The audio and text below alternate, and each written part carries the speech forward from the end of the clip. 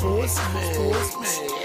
Yeah, you in the mix, rockin' with Kenny. When it comes to news, man, he got plenty. You in the sports mix with Kenny, news and knowledge. A lot of dope techniques make kids become scholars. You need to tune in, a lot of hot topics. When it comes to sports, Kenny sound like a prophet. You in the mix, man, you in the mix. Plus he keep you up on all the hottest trends. Plus you never know who he has as a guest. So grab a cold one, man, and just tune in. You in the mix, man, you in the mix. You in the mix, sports mix. You in the mix, rockin' with Kenny. When it comes to news, man, he got plenty. You in the mix, man, you in the mix. You in the mix, sports mix. You in the mix, you rockin' with Kenny. When it comes to news, man, he got plenty.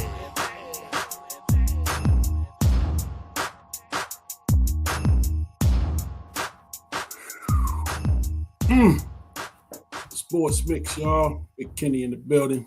Got a little, get this cold out my throat. How's everybody this evening? Checking me out from YouTube, Instagram, Facebook. Got a special guest with me tonight. I don't know if he's a guest. He's been here before, so I don't know if I can actually call him a guest. You know, it's like family coming back home, like homecoming on the sports mix. So my guy Dino not gonna meet with me tonight. So we've been trying to get this thing together for a couple weeks, I'll say. You know, just to get my guy back on the show. I know he's a busy guy, but somebody that people in Baltimore and DC and St. Louis, New York, they may all be familiar with this brother. You know, I came to know him here in Baltimore as part of the Big Fat Morning Show, you know, and I've been following him ever since. You know, we got to be friends on social media, Facebook, and you know, I got to know the brother, and we've been rocking for a couple years now. So I don't know if it's a welcome or a welcome back. Welcome back to the Sports Mix, my guy Marc Clarke. Brother Marc, how you doing? What's going on, sir? It's like you said, man. It's like a family reunion on here, man. It's good to be with you, brother. Absolutely, always a pleasure to have you. Always good to talk to you. You know, we've been, like I say, we a couple years now. You know, we talked for some years on social media before we actually even met. Yeah. And then we met, and it's kind of, all right, here we go. Here we go. Know, but I've been taking notes and you know, watching you do your thing for some years now, and you know, like I said, you've been on the show before, so you're not new to this. You've been here with us before. You've been part of my round table with the fellas, and we talk, and you know, you fit right in. You know, so I figured let me get you up, kind of sharpen up my interview skills a little bit. Get to know who Marc Clarke is. You know, outside of how we all came to know him. You know, so where it all started and how you got to where you are today. So I figured I'd do a little slight interview with you, and then we'd go talk a little sports, you know, do some sports talk. So are you ready? Baby. Ready to rock and roll? Ready to rock and roll. Whatever you got, brother. All right, let's get it, man. So Marc Clarke, you know, just let the people know, where are you from originally? Well, I'm from... So look, all day, right? Before you do that, I was going to do this. I was going to do the little Cedric the Entertainer intro. You know, Marc Clarke from Willacoochee, Georgia. You know, but my guy wasn't here with me, so I said, "No, we just gonna do it the regular way." So just, where's Marc Clarke from, and how'd you get yourself started into radio? Well, you know, Kenny, I know you can go down the rabbit hole with the sports. So I'm from Springfield, Illinois, which isn't far from East St. Louis, Illinois, which you know has spawned a whole bunch of great athletes, and also St. Louis. So about 84 miles away from St. Louis. And I grew up in Springfield, Illinois. Okay. You know, I was born in Detroit, grew up in Springfield, which is the state capital. It's the home of Honest Abe. That's the big part of the lore in Springfield is Abraham Lincoln lived there, and right. Lincoln's tomb is there. That's one of the things people come into the tomb and they rub Honest Abe. They rub this statue, this nose, and They go to the tomb, and that's about it, brother. Ain't much going on in Springfield. For real. I think the only, let's see, sports-wise, people from Springfield. Yeah. Dick Schofield, baseball player. I don't know if Dick Schofield. I'm familiar. Your man played for Golden State. Iguodala. Andre Iguodala. Okay. Andre Iguodala. Kevin Gamble played pro. He wasn't a star, but he played for Boston. Boston Celtics. Yep. Yep. It was he was there with Reggie Lewis. Yeah. See. I knew you'd know. We don't have a whole bunch. Of. Morris Day was born in Springfield. Really? Yeah, we don't have a whole bunch of fame there, but Marc Clarke, aka Larry Johnson. From Springfield. Now that's I heard you tell that story somewhere else. Your name actually is not Marc Clarke. Right. It's Larry Johnson. If you call me Larry Johnson, I know you from you know me from then. What's up, brother? If you call me Lawrence Johnson, you're a bill collector, and I do not know that name. I don't know him. So Marc Clarke is not on the birth certificate. Marc Clarke is not on the birth certificate. And in fact, you heard the story. Marc Clarke, which I that was a name when I went to Charleston, South Carolina. Mm-hmm. Somebody said, man, you should go by Marc Clarke because they were building the Marc Clarke Highway. Now, what I didn't know was General Marc Clarke was a racist general at the Citadel. Wow.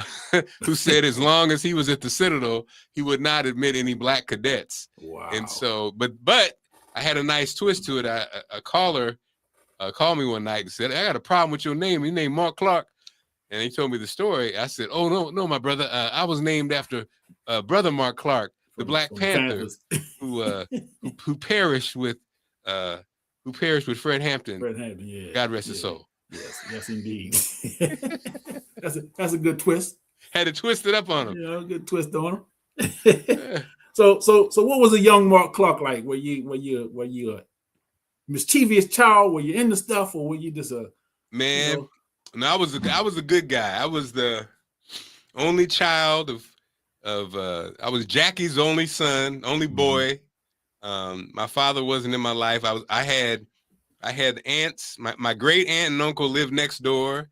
I had another aunt that lived on the other side.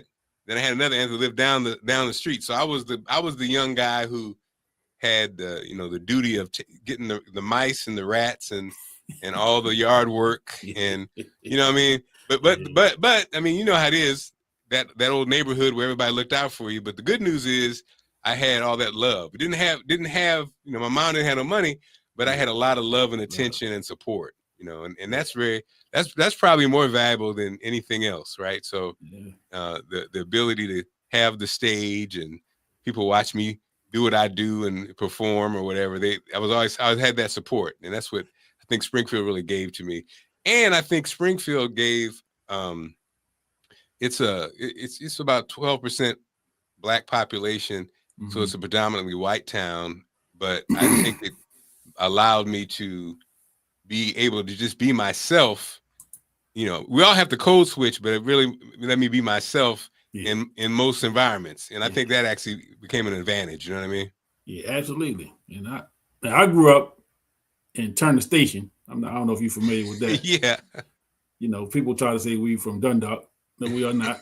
We are from Turner Station. Turner Station. We differentiate. You know what I'm saying? There was a Dundalk Avenue was the line, and you crossed over this way, you were in Turner Station. On that side, you're in Dundalk. Yeah. But we went to Dundalk schools. Wow. So I can definitely relate. So I was born just after they desegregated. Mm-hmm. So like my aunts and some of my family members went to the schools in Turner Station, which was Solace Point High School, and the other elementary schools when they were all Black. And they were some of the first people to, be sent to the Dundalk when they desegregated schools. So I probably started school maybe, I guess, 76. So you're talking less than 10 years, before when they desegregated schools is when I kind of came into that. So I went to school pretty much my whole time. I went to Dundalk Elementary, Dundalk Middle, and high school. So, I went to school and with majority white folks, pretty much the whole run. And all the black people that went to Dundalk were from Turner Station. Wow. Yeah. Then now it's a whole different ball game. Yeah. I coach basketball there now, so it's way different now. But that was my experience. Something else that we kind of got in common. My mother, when she moved out for good, she bought a house right next door to my grandmother. So, like you said, you had the aunts and right next door and up the street. Yes. I had grandma right there. So, and it was, I never was without. Yeah. I think that does give you something, and it protects you because I think you're very conscious of not messing up. You didn't want to have a bad name. All that stuff, that's a big factor when you have, you don't want to mess up the family name and all kind of stuff. That comes into play, when you have it. Yep. If you don't have it, it's a whole different animal. For sure. So now you say you're a good kid. Did you play any sports growing up? Yeah, I was at football. I mean, I love football. So the sports I actually played for fun: basketball, football, track, and so for me, busing. So, like you said, it was funny, Kenny. I'm 59, so I think we really were the kids after segregation, and we benefited from it. Yes. And so in Springfield, busing changed my life in that, originally I'm in the neighborhood, in the hood school. And, when you go into an all black school, the cream rises to the top, and I was not rising. I mean, the only sport I had in grade school was, I was big. So Big Mac, they called me, and, flag football. But when it came to basketball, I couldn't even get on the court. But then when busing happened in 4th grade, I went to the white school and I became a superstar. Hey Kenny, I was big, right? So I wasn't comfortable wearing a tank top, so I had the white T-shirt over it like Georgetown. I was killing them, Kenny. I was killing them. Now wait a minute.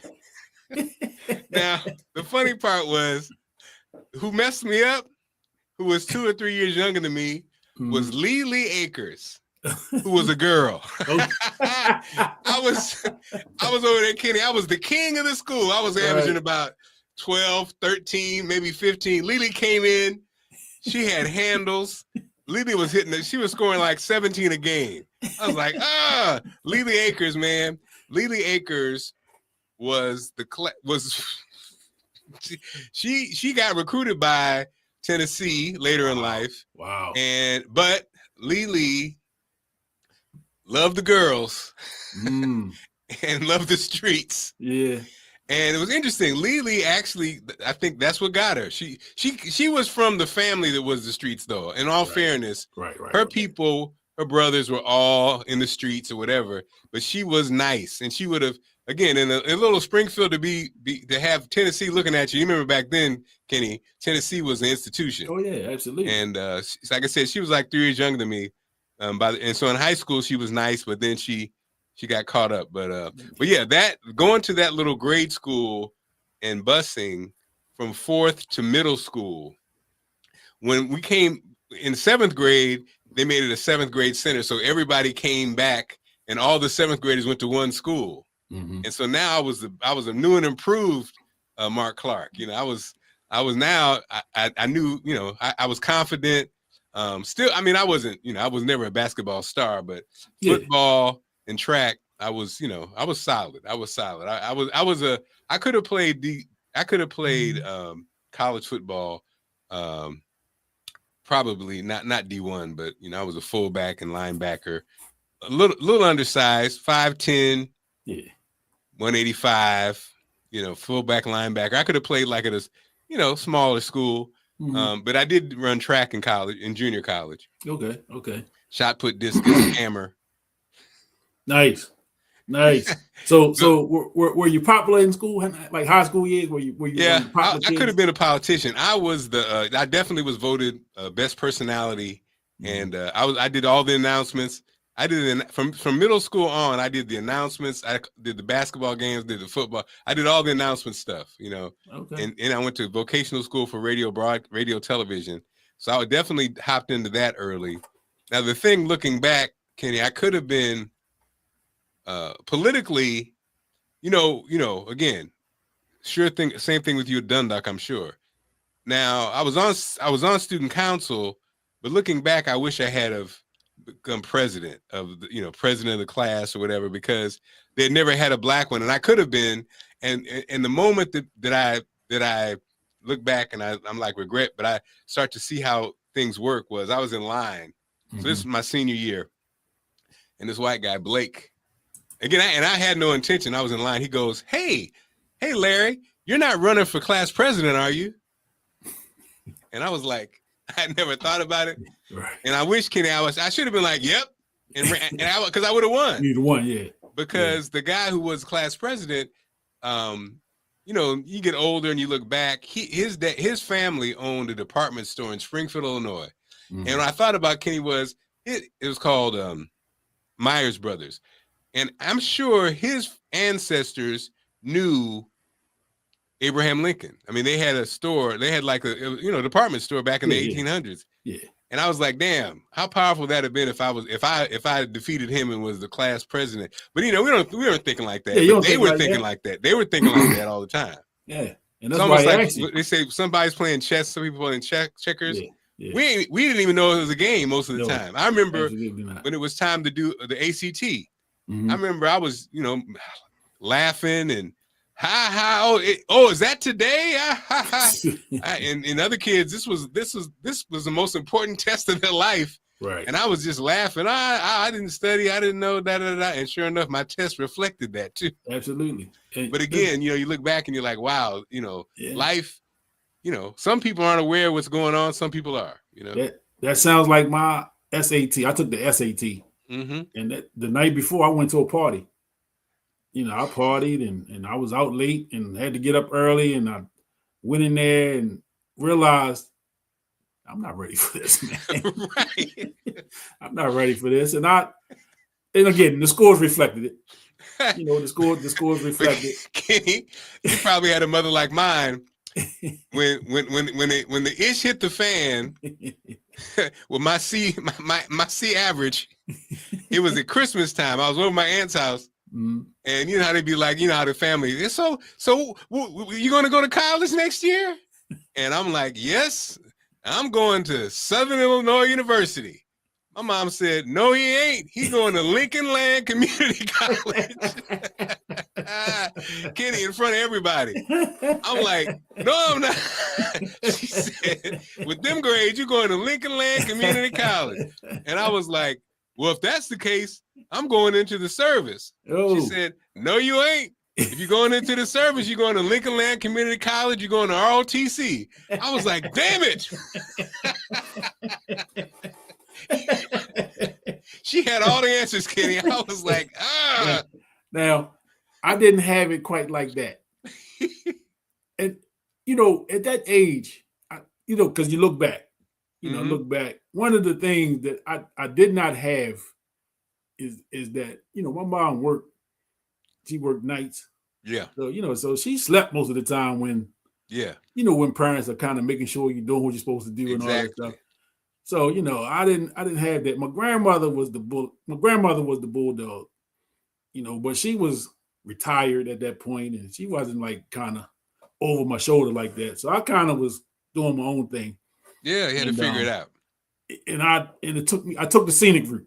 Yeah. For sure. I took the scenic route. Like I was an okay basketball player. I wasn't like a star basketball player or something. I had a couple opportunities to play like junior college, right out of high school. And then even a couple years after that, I just, my mindset was just somewhere totally different. So I just really, number one, wasn't prepared. And I realized when I did go to college, I went to college, I didn't go to play sports anymore. I just went. Yeah. And I realized, I'm around other students who were really students. Yes. I was there for the party. I had a great time my first few years in college. Yeah. I had a great time. I didn't go back and finish until I was 40. Yeah. You know, in my 20s, in my late teens, early 20s, I was in college. I had a great time, you know, and I started a family and I had to go to work, you know, and then life dictated where I can go back at 40. Yeah. And you know, I finished at 44. But, you know, but that was my time. I wasn't early on, it just wasn't time for me to be in Yeah. school And that's real. And it's funny because, you know, as you become a parent, you start to see, like you said, my mother she didn't work nights, but she was going through hell at work. And so she couldn't check my work either. So she just, you know, like a lot of parents, I think, did you do your homework? And you'd be like, yeah, right. I didn't do it. Right. Yeah. And looking back, you know, it's funny because when I worked at the YMCA, I remember this white guy. He said he used to work out. You know, I see him at the Y all the time. When I asked him what he's going to get into, he said, well, when I go home every night, I check my kids' homework.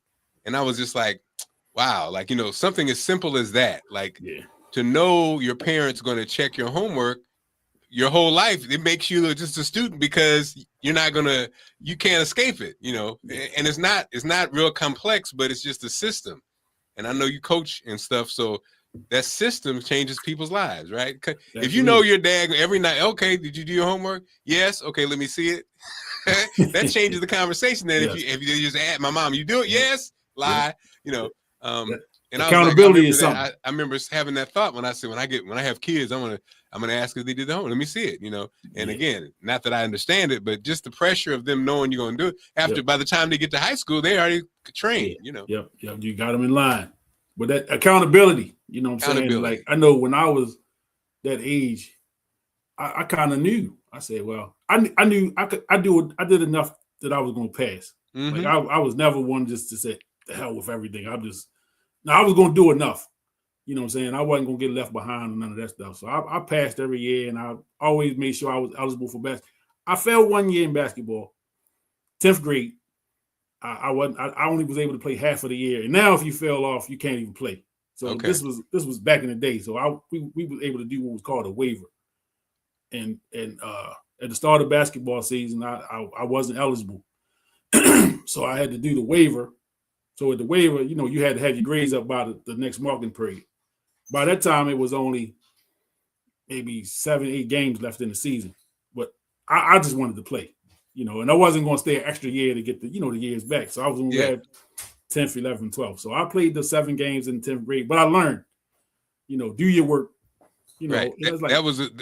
That's what kept you right. And I think the same thing for me, looking back on my college experience, I was a mediocre student, but I'm in radio, television, broadcasting, and it was all just because I wasn't if I'm taking a class in production and I'm working at a radio station, all I had to do is turn into the work I'm doing at the radio station.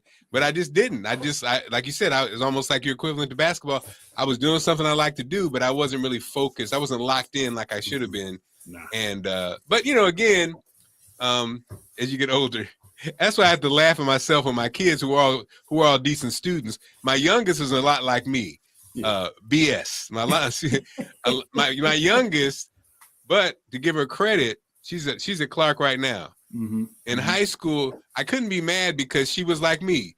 The teachers liked her. She could talk her way out of it. She's getting over, but the grades are really, she's a C student, but just finessing everybody. And then the stuff hit the fan at Clarke.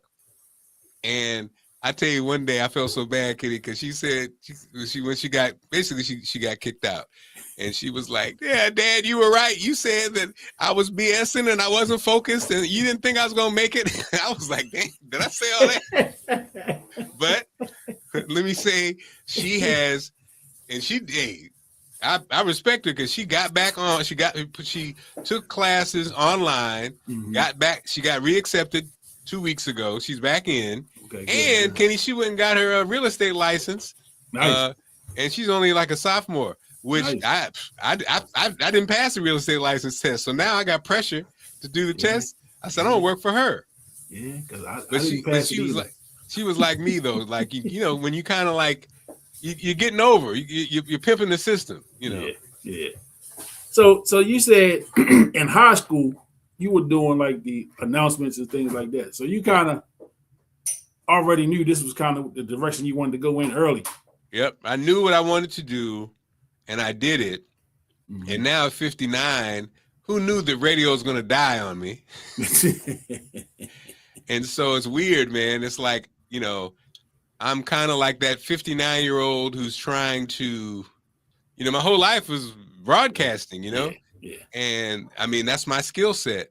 And just really trying to, you know, I have my own TV show and stuff, trying to plug along, but it's kind of weird to be this age and kind of trying to figure it out. You know, I thought that it would carry me, you know, just like, to be honest, I was that generation right after Tom Joyner. Mm-hmm. And so, you know, I had, you know, it's almost like I'm next. Right. And I was. Then they started letting the celebrities come in there. So the Ricky Smileys and D.L. Hughley's and Steve Harvey's, who they all used to come through on my show. And we're listening to their stuff, you know, all these bits that they do, you know, it's just the same bits we've been doing for the last million years. Right. But to hear them do it and people, oh, it's amazing. But when you do it, it was kind of like, you know. So, but it's just, but hey, that's life though. That's life, right? Yeah. Because I don't know the business of radio that way. I just remember listening.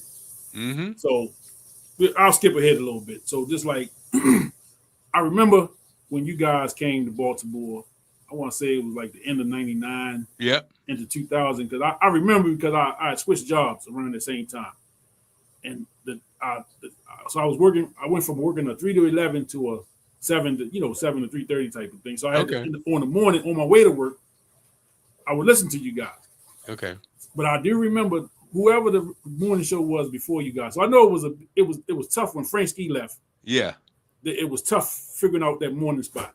Yeah. I don't know how long it was in between him and you guys, but I remember it was tough. Like it was tough in the morning. Yeah.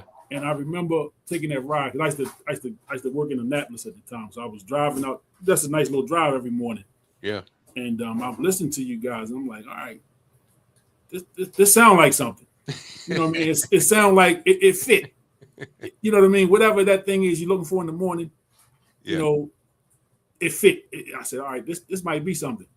And as I kind of went with you guys through the years, I always kind of thought like, you know, because I would, you know, you go to DC, you hear Russ Parr, you know, Russ Parr is kind of syndicated. Yeah. And I said, man, I can see Mark and them, the Big Fat Morning Show on that same trajectory. You know, I can see them kind of, because y'all had that kind of energy. Yeah. You know, I mean, you did the Raven, the Breakfast Flakes and all that stuff, which was localized, but you had like the talent and the way that the show flowed. Yeah. It just seemed like you guys could grow to a level, you know, out bigger than Baltimore. Yeah. And that's kind of what I thought. And I, you know, just again, I don't know the business of radio like that, so I didn't really understand why it didn't happen, but I felt like it should have happened. You know, that was just how I always thought about it. Well, it was funny because the you know, again, you know, it's funny. It's like you said, almost like sports teams or timing. Mm-hmm. I didn't now, you know, I was little did I know. So after, you know, we came to the market, and after the first deal, some, you know, people always say you need to get an agent, right? So I thought I randomly called this agency in New York. Mm-hmm. And this guy, you know, picks up and company picks up and ended up, you know, the Big Fat Morning Show. Now I got an agent, right? Mm-hmm. Now, little did I know that the guy that one of my best career moments from a contract standpoint was this. So I was already making more than I've ever imagined doing it, which was a blessing. So I get this guy in New York who's an agent. Now, he didn't tell me any of this. So it's time to renegotiate. He's in New York. And they had offered us, you know, the typical 3% or whatever, 1%, and you know how they do. And so he goes, he rejected it. And they said, well, George, you know, we don't understand. We offered you a fair offer. But, you know, you're in New York. You don't know how Baltimore radio works. He said, oh, I know how Baltimore radio works because I represent Rouse and Company. And, you know, back then Rouse and Company was like, you know, big deal. And he said, I don't understand that Marc Clarke and the Big Fat Morning Show beat Rouse and Company, and he makes $300,000 a year. So I was trying to understand. So, you know, that moment, Kenny, I was like, what?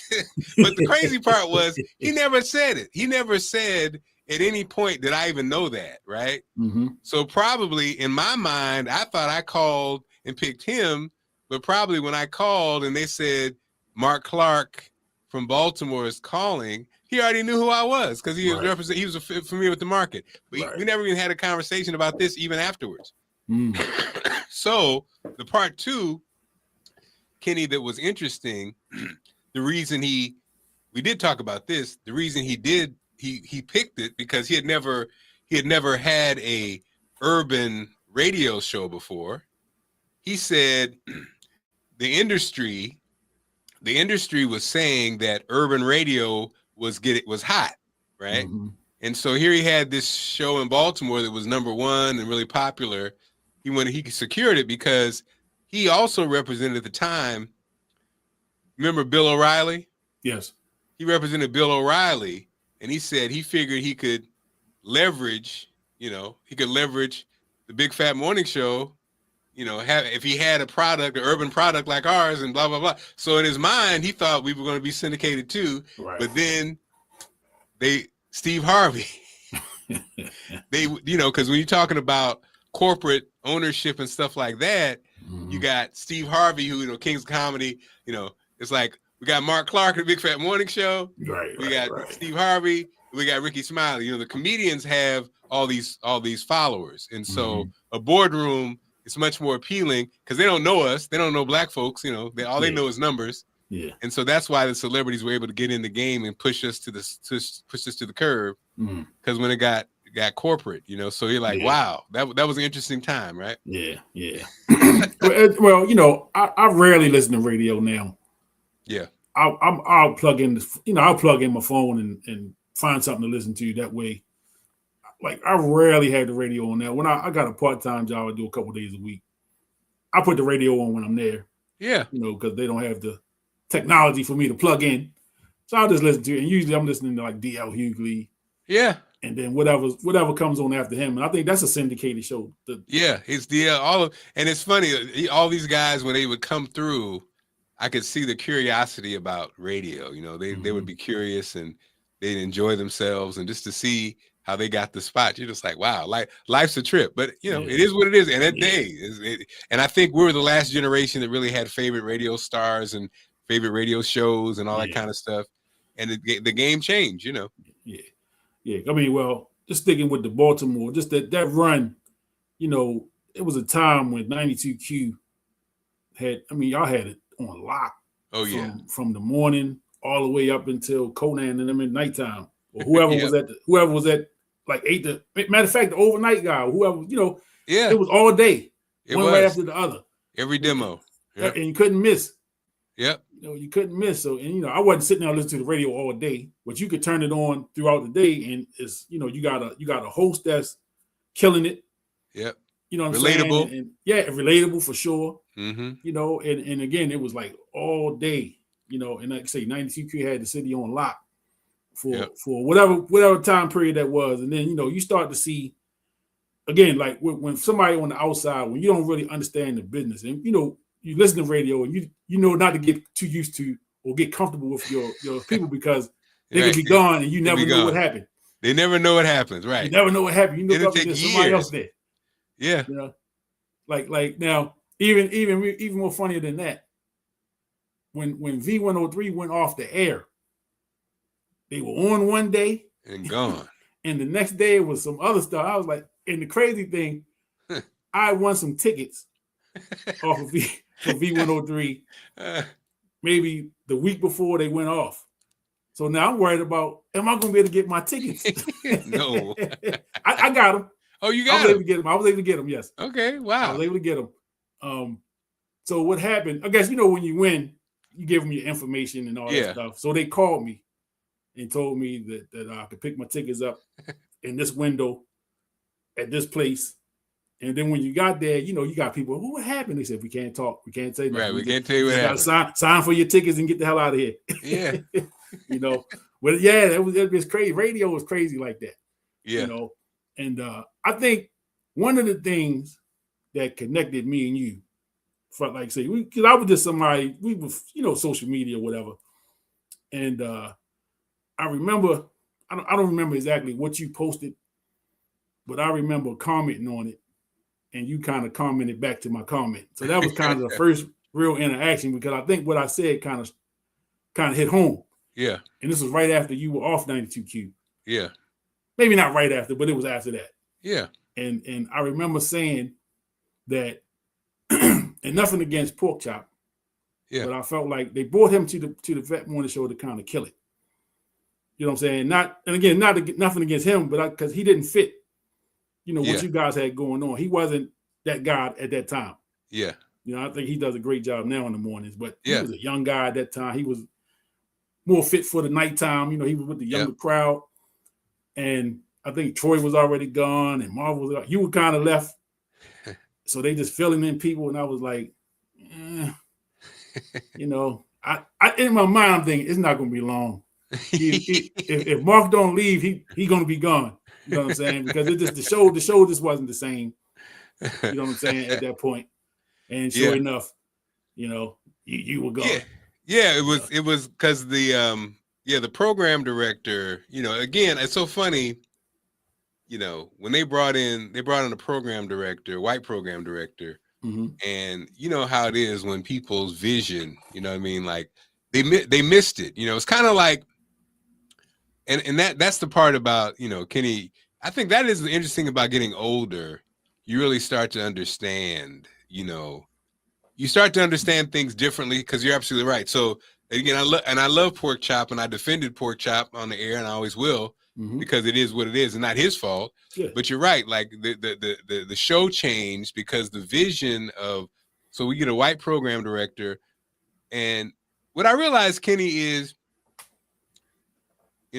white folks, when you talk about Black product, their relationship is interesting in that it's most of them in the space, white folks in our spaces are brought, entertainment especially, are brought in as fans of hip hop.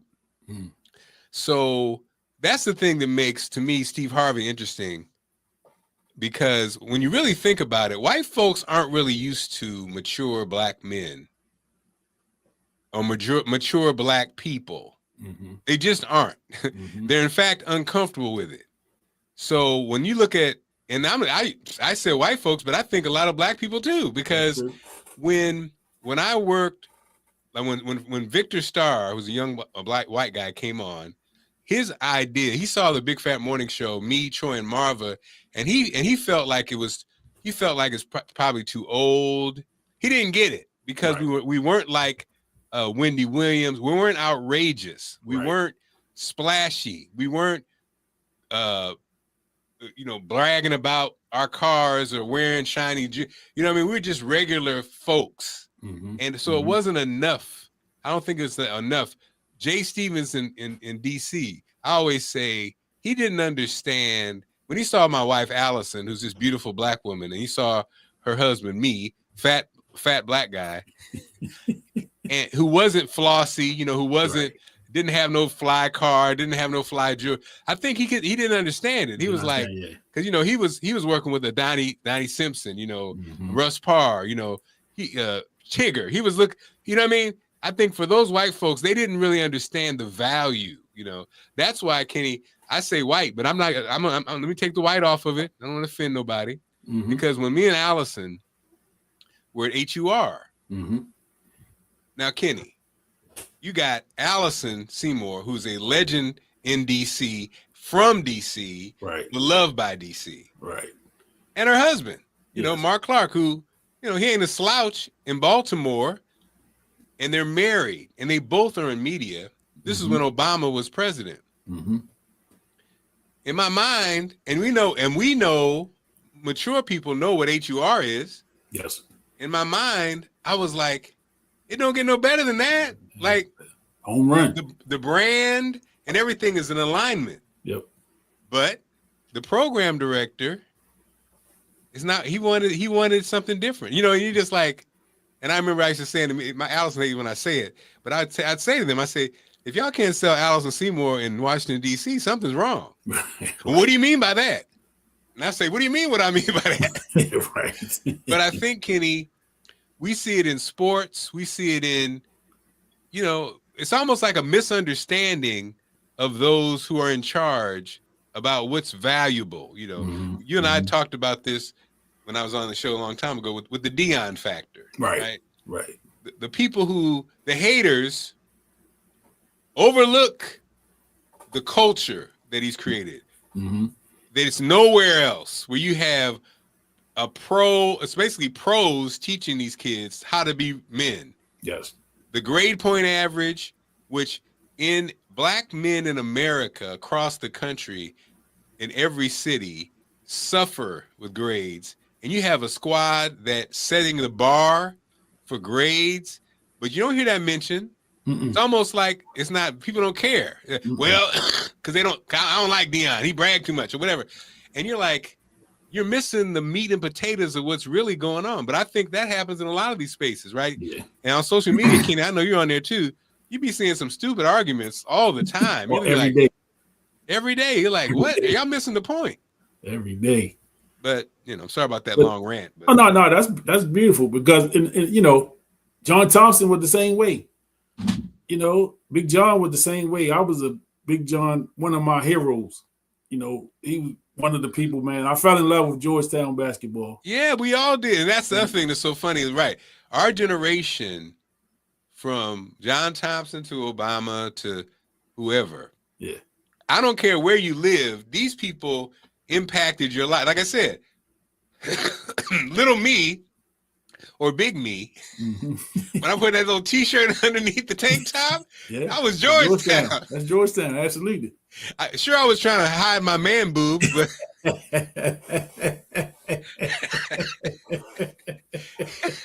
and then, and so, but yeah, these kind of like, we see it time and time again, these takes, because what happens is a lot of times there's only, Stephen A. Smith, Shannon, whatever. There's only like one guy or a couple of us having a take. Yeah. So when they go down the path and they be hitting it wrong, you'd be like, oh, Lord, like Stephen A., I don't even know. Man, I don't know what happened to him. Yeah, Stephen A., I think that money got to him, man. He up here salary-wise now, so he kind of, I don't know. I guess You're right. That's a good point. It kind of happened. You got to have these kind of takes to get this kind of money. Something. I mean, goodness gracious, Stephen A. Yeah, I didn't like his stick anyway. Because I didn't like the loud and all that. You know how he is. I wasn't a fan of that. But I respected him. Yeah. But like you say, in the last few years, some of the stuff that he says and some of the takes he has, I mean, everybody's entitled to their own opinion. But come on, man. Sometimes he just be way out there. Sometimes I think for likes, because sometimes people do things for clicks and likes. Yeah. They know it's going to get the ratings up, going to get their numbers up or whatever. So I some of that may be that, but still, come on, man. You don't forget where you come from. You know what I'm saying? Don't forget who you are at the end of the day, because they will show you. They will show you. If you get too far out of the line, they will show you who you are. Yeah, and maybe he has been. I think maybe after you've been making so much for so long, you just really don't have you're not really grounded anymore. Right. You kind of like been in that space for so long. Like I just did a excuse me. I just did a trip, a guide trip. Mm-hmm. Of course, I was tapped out, so my childhood friends took care of me. Mm-hmm. And man, we're all in our late 50s, early 60s, and the guys, many of them have done real well. Yeah, and to see, you see how important money is. You need a minute? Man, I've been having a little cold, so it's showing up drink here. Of water. Hold on one second. Yeah, get your sip of water there, buddy. Okay, Kenny. You hop on. I'll get a sip of water. I got you. So got my man Marc Clarke checking in, do a little Q&A. talking to Mark about his journey in radio and coming from Springfield, Illinois, and how he got here to Baltimore and pretty much became a legend in radio here in the city. Did some radio in DC, New York, St. Louis, and doing some TV now. So we're gonna dig into all of that. We'll talk about some current events too. Some of the sports events from over the weekend. The NCAA tournament concluded, men's and women's over the weekend. UCLA defeated South Carolina on the women's side, and last night Michigan knocked off UConn in the men's NCAA tournament. So we'll touch on that in a little bit. Get back to Mr. Clarke. I'm back. I'm alive. Back. Get that. Take a few sips of that H2O there. A little agua. Yeah. So yeah, man, I did the male getaway, the guy getaway trip, which was funny, Kenny, because I have 3 daughters and a wife and 2 girl dogs, so there's not a lot of testosterone. So to be with the guys, doing what guys do, it was crazy, Kenny, because I was like, and I had to laugh because as stereotypical as it sounds, it really is. It really was everything that men love, It was all inclusive. So a lot of drinking, a lot of partying, a lot of eating, a lot of just doing guy stuff, like challenging each other to stupid stuff.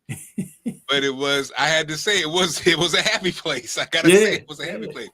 But the thing I really was tripping on, Kenny, was because even in the good old days when I was making decent money, I've always just been a family guy. So I never had killer cars, or I never had the flossy, put me in the VIP pop bottles type life. Right. But now with at this trip in the DR, the guys I was with, they had it like that. So they have you. It'd be like if you were joining this, Ken, with the gray beard.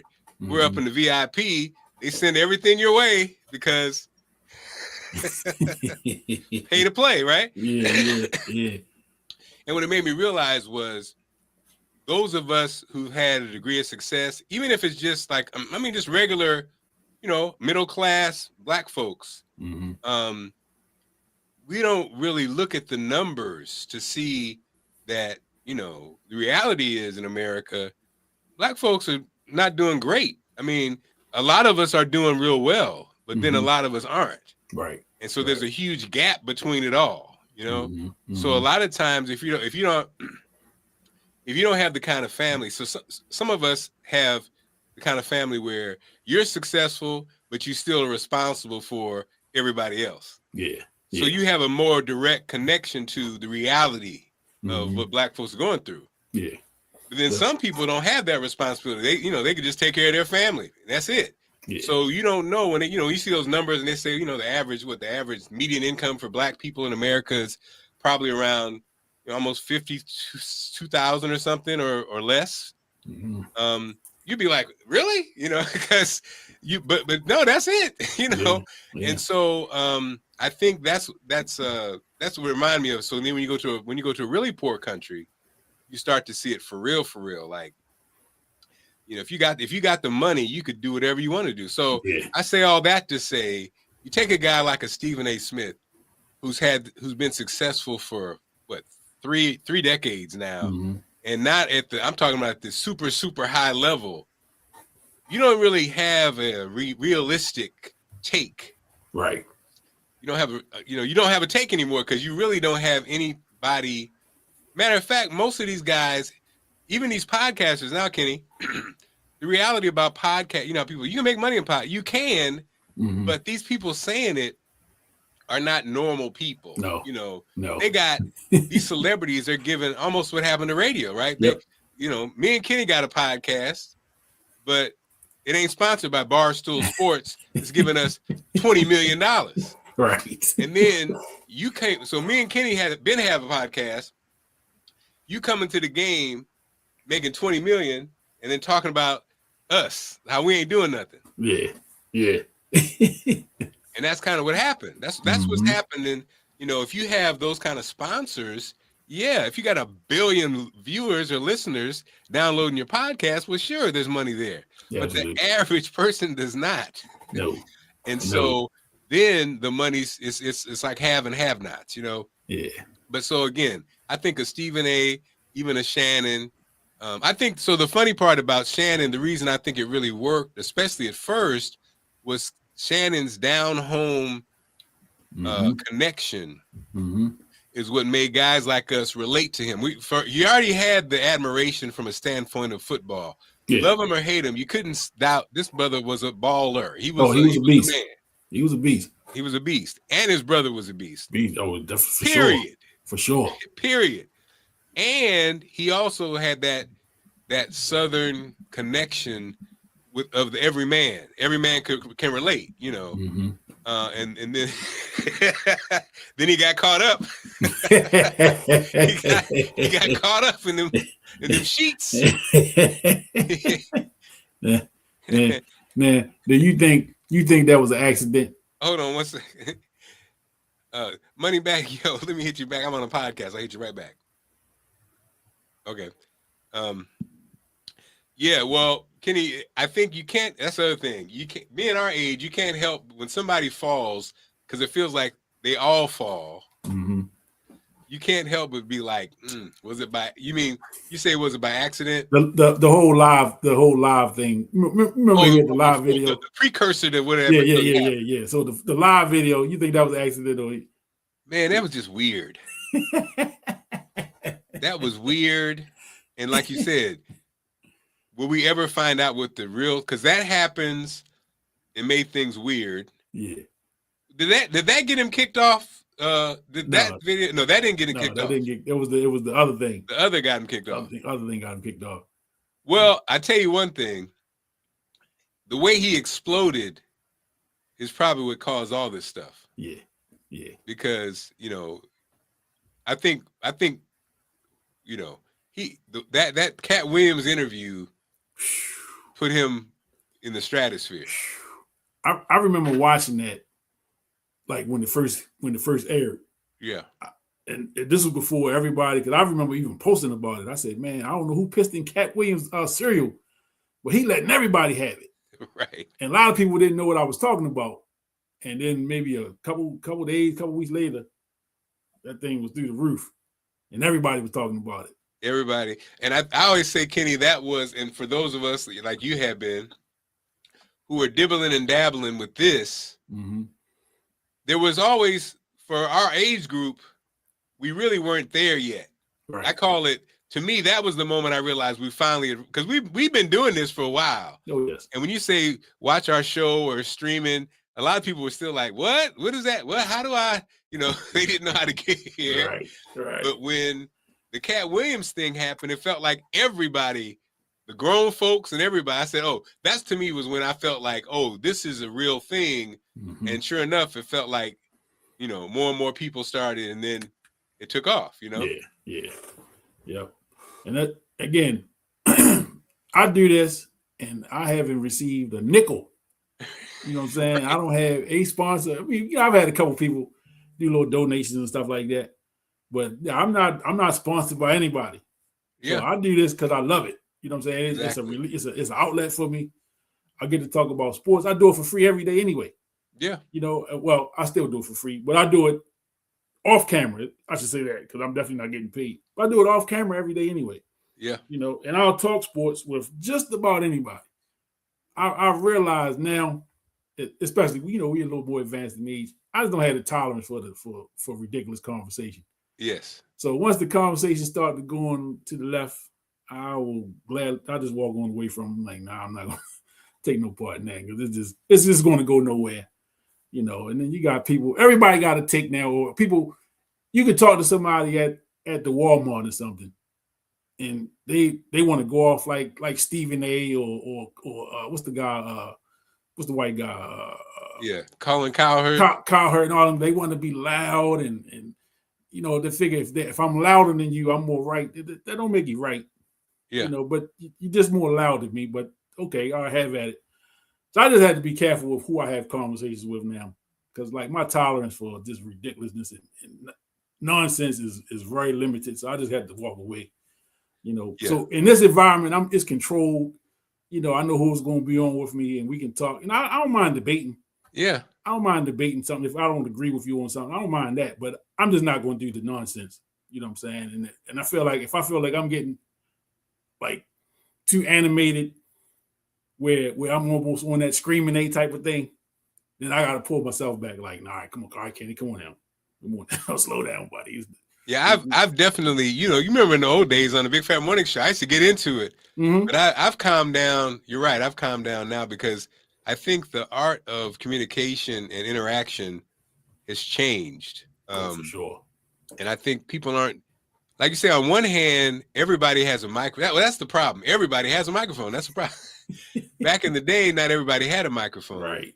Now you hear comments, and you be like you say oh no, if you read, I do read the comments. You read the comments, you really be like, what is going on? Like, but then you forget, like, Kenny, I think we witnessed. It's one thing, I think, when you witness the player or witness the time versus not being there. If you didn't live it, it's kind of different. Yeah. It's almost like we witnessed the Ray Lewis era in Baltimore. Yes. What Sundays felt like, what that Super Bowl, that retirement play with Ray Lewis, 4th and 1, you got to make a play. Oh, Ray gonna make a play. Yes. It's the same thing with Jordan. I think that Jordan era. Yes. If the game needed to be won, Jordan was going to win the game. Going to win the game. Yeah. And so you start talking about stats and stuff. It's like, it's like, it's different. Stats are one thing, but it's like the essence is something different, Yeah, it's two totally different arguments. Yeah. You know what I'm saying? Again, we talk about the Jordan and LeBron and all that stuff. I'm a fan of both.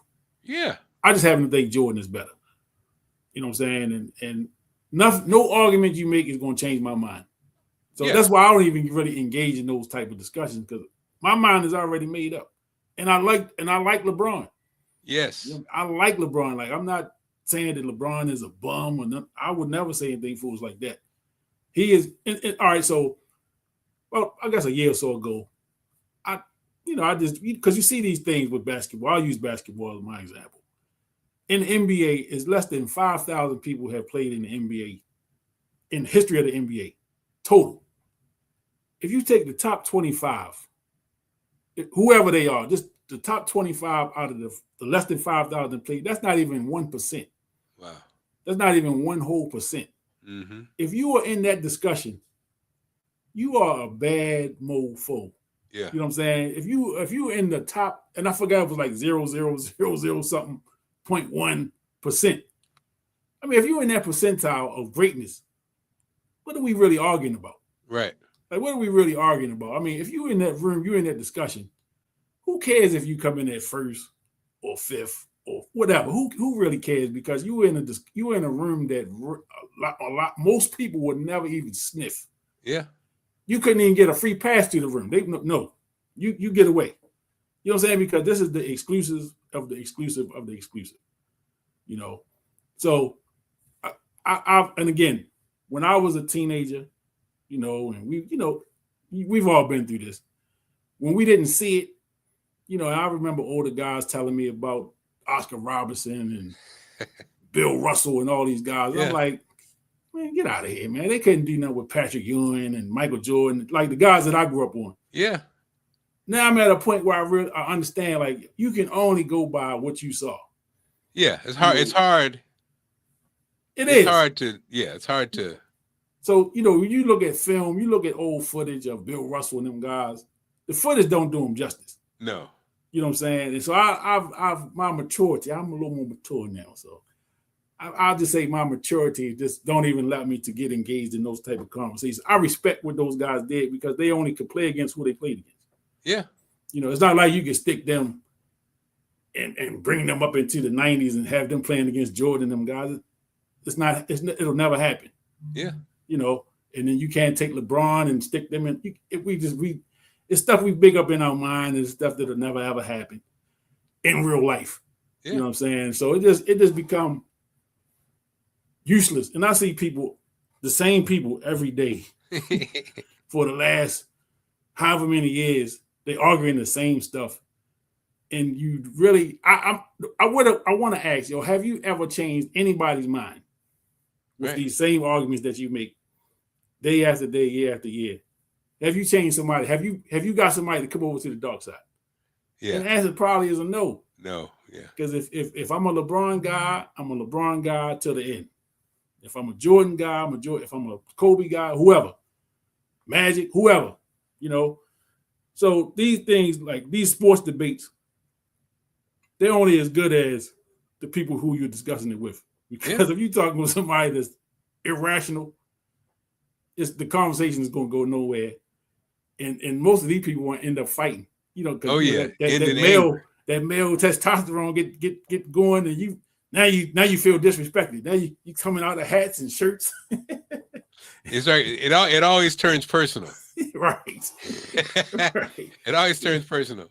Yeah, so I just avoid those type of conversations altogether now. You know, but I don't mind a healthy debate, and we can talk about different things. But once it get to a certain point, I'm gonna bow out, and I'm a Jordan, and that's just gonna be that. You know what I'm saying? So before we get too far, so we talked about your radio, your Baltimore run, Big Fat Morning Show. You touched on you and your wife had the was at HUR for a minute. Uh-huh. Yeah. I do know you worked in New York for a spell. Yeah. What's some of the other markets you worked in radio? I worked in Huntsville, Alabama, Charleston, South Carolina, St. Louis, which was awesome because that was the station I grew up listening to, and work there was pretty awesome. Like I said, St. Louis, and then DC, Baltimore, New York, and that's it. I think that's it. Yeah. So in your radio career, like I've heard, I've heard like Donnie Simpson.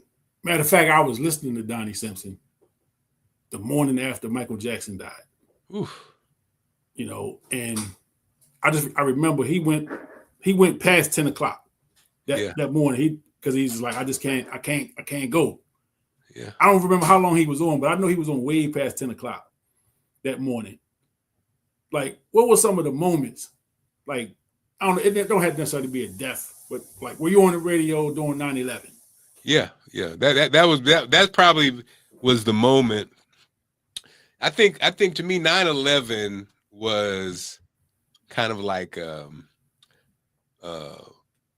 like the Big Fat Morning Show moment. So we were getting ready to get off in the 9 o'clock hour. I think when it hit, and so we stayed on until 6 o'clock in the evening. Wow. And I think at that point it felt like we were like the kind of the calming voice and the voice of information for Baltimore. I think as a broadcaster, I felt like this is important. It felt like that moment, like we're going to get through this, y'all, kind of moment. I do think we did that. There's a couple of things that happened when the Big Fat Morning Show 9/11. There was a fire in Baltimore. I remember there was a fire where the family perished, or many of the family perished. The Dawson family? Yeah. I think we were on around that time. There were these moments that kind of like we needed just to kind of keep calm, and I think people trusted us. I think that's what it was. I think Baltimore, we had these moments where we built trust. We did a 92 Hours of Peace where we broadcast from the most dangerous blocks in Baltimore, and we actually were on a vehicle on the street, and I think people were like, oh, okay, they really are whatever. And that's what radio to me was all about. And I think that's what made this show, I think especially the original show, was to have, three people who really were about it from a standpoint of not just, hey, we're on the radio, but like trying to really make a positive change in a city like Baltimore. And I think what doesn't get talked about Baltimore is people in Baltimore wanted better for themselves. People, our show was a pretty smart show, and we had, the governor on a lot, the mayor on a lot, the politicians on, and people respected that, and I think some people would be like, oh, they didn't. Our show probably to me was smarter than even Russ's in DC, where we had, And I think the way we did it, it wasn't like we had to change and be somebody different when we got serious. It's kind of like we could kind of weave in and out of it. And I think that's what kind of made people like the show, you know, be like, we could be goofy and silly at the same time, but at the same time talk about real issues, you know? Yeah. Now, we'll just talk about the Fat Morning Show. So is it structured to where you are the lead guy and Troy and Marv are kind of your co-hosts, or is it like, are y'all like all on equal footing? Yeah, I think it was kind of like I was the lead guy, and then Troy and Marva, you know, were, you know, the sidekicks. But I think at the same time, it wasn't. Sadly, in black radio, usually they only pay one. Yeah. And so, and we had this conversation. Me and Troy had this conversation even before it even happened, because I said, okay, man, you know how they do now. Because we worked together in St. Louis. Yeah. I said, all right, now, when I pull up in that new range, because you know they're going to pay one of us. Are you going to be straight? You know, that was cracking but facking, right? Yeah. But so it was kind of like I was the lead, if you will. Yeah. But I would say though, I had, Troy was my secret weapon, because he produced all those Breakfast Flake songs like a real producer. He's one of the toughest production guys, period, in the game. Yeah. And he also was funny, and he also was smart. Yeah. And Marva was the same thing. Marva was, you know, brilliant and funny, and just like her energy was great. So I think it just was a great combination, you know. Yeah. And then even when it flipped, I mean, you know, Sanjay came and it changed. It changed the chemistry. But Sanjay, who's gone on to be an amazing event person, and her youthful energy, and Pork Chop, you know, he had another level. So it kind of like moved to something a little different, but it still was good. Yeah. And Baltimore gave us love, you know. Yeah, for sure. Y'all, like I say, legends, man. Legendary, man. Y'all, the run y'all had was legendary. And I'm telling you, I don't remember who was before you guys, but it was not good. And I'm just leaving it at that. It wasn't good.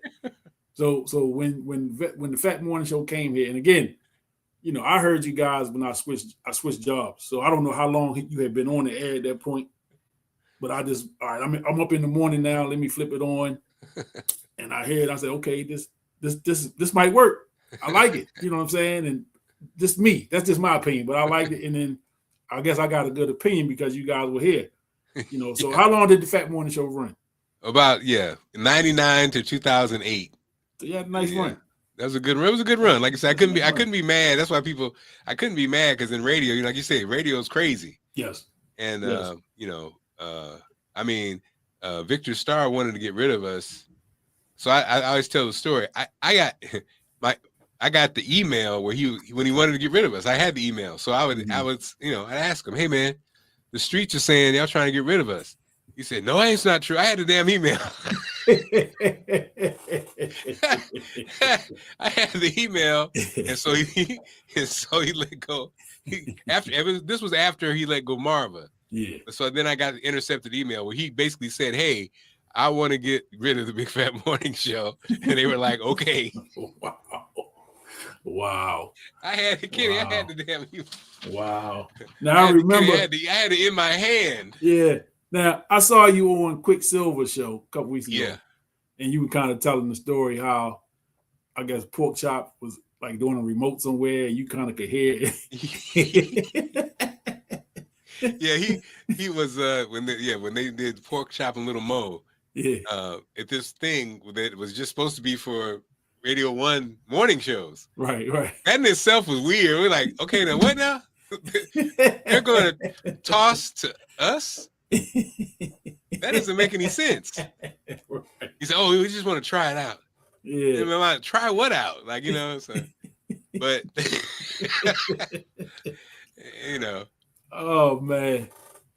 Hilarious. But you know, the thing, Kenny, that looking back on life, though, when all that was going on, why wasn't I didn't have an exit plan, you know? Right. Why, right. You know, it's like, look, dude, you know what's happening. Why didn't you have an exit plan? I think it was so big. You know what I mean? It's almost like so big. Like, what's the exit plan? Like, Yeah.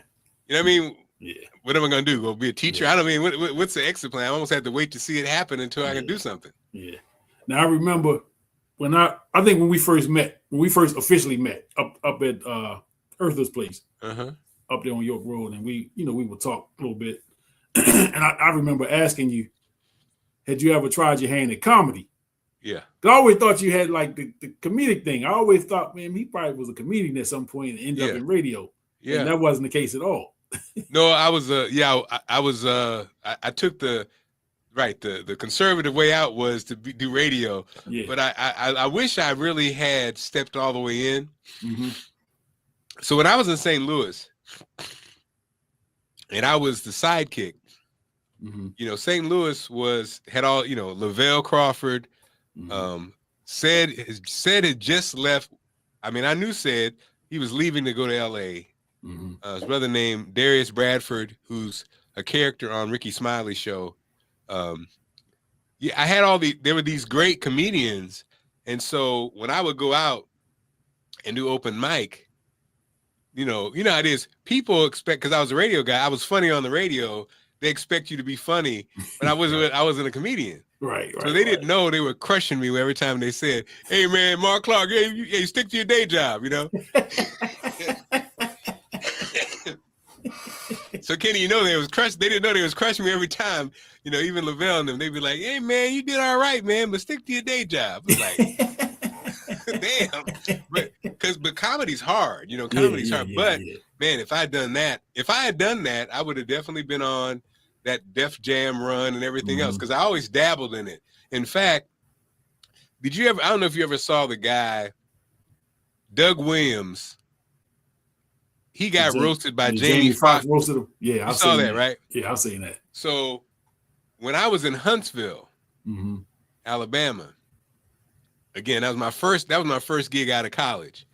I was at I used to, when the comedians would come to town, a lot of times I'd pick them up and take them to the comedy club. So like Steve Harvey and stuff would come through. So yeah, I was there one night when Doug, I think he was like 19 or so. He was a kid, and I was like 22.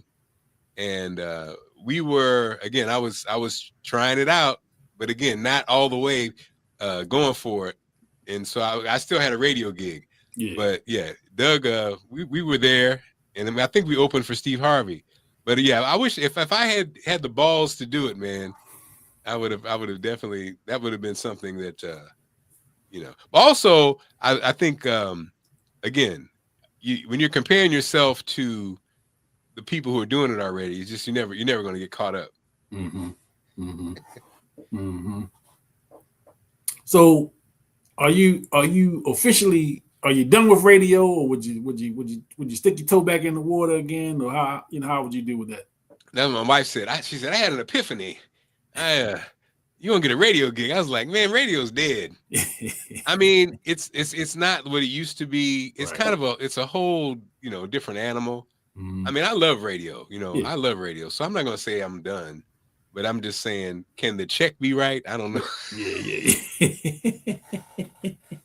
It's almost like you're either syndicated or you're not. That's what it almost feels like. Yeah. So around the time when we met officially, you were doing the mornings with Fox 45. Yeah. So was that like your first TV, or had you done some TV before that? Well, it really was I kind of segued in because I started off in DC filling in for a young lady who was pregnant. So I did that. That was the first one. The same station my wife is at. And so then that opening happened in Baltimore. So I hopped on that, and I did that for 2 years. So yeah, those were my official TV things. And I really enjoyed it. I mean, I was on, in addition to doing the Be More Lifestyle show, I was on the morning show every morning. And I think the exposure, I got a whole bunch of exposure because I was on every morning. I was on somewhere doing the morning show. Yep.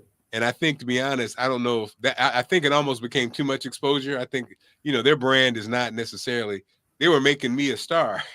I mean, I was making myself a star, but the opportunity was there. Yeah. And I think it was like, dang, he's all the time. Because, now that I'm no longer there, I noticed they don't really have anybody doing it like that. It's kind of like, but it was a good opportunity. It was a great opportunity. Yeah. but the company Sinclair is, is the devil. So yeah, we know what they are. Yeah, we know what they are.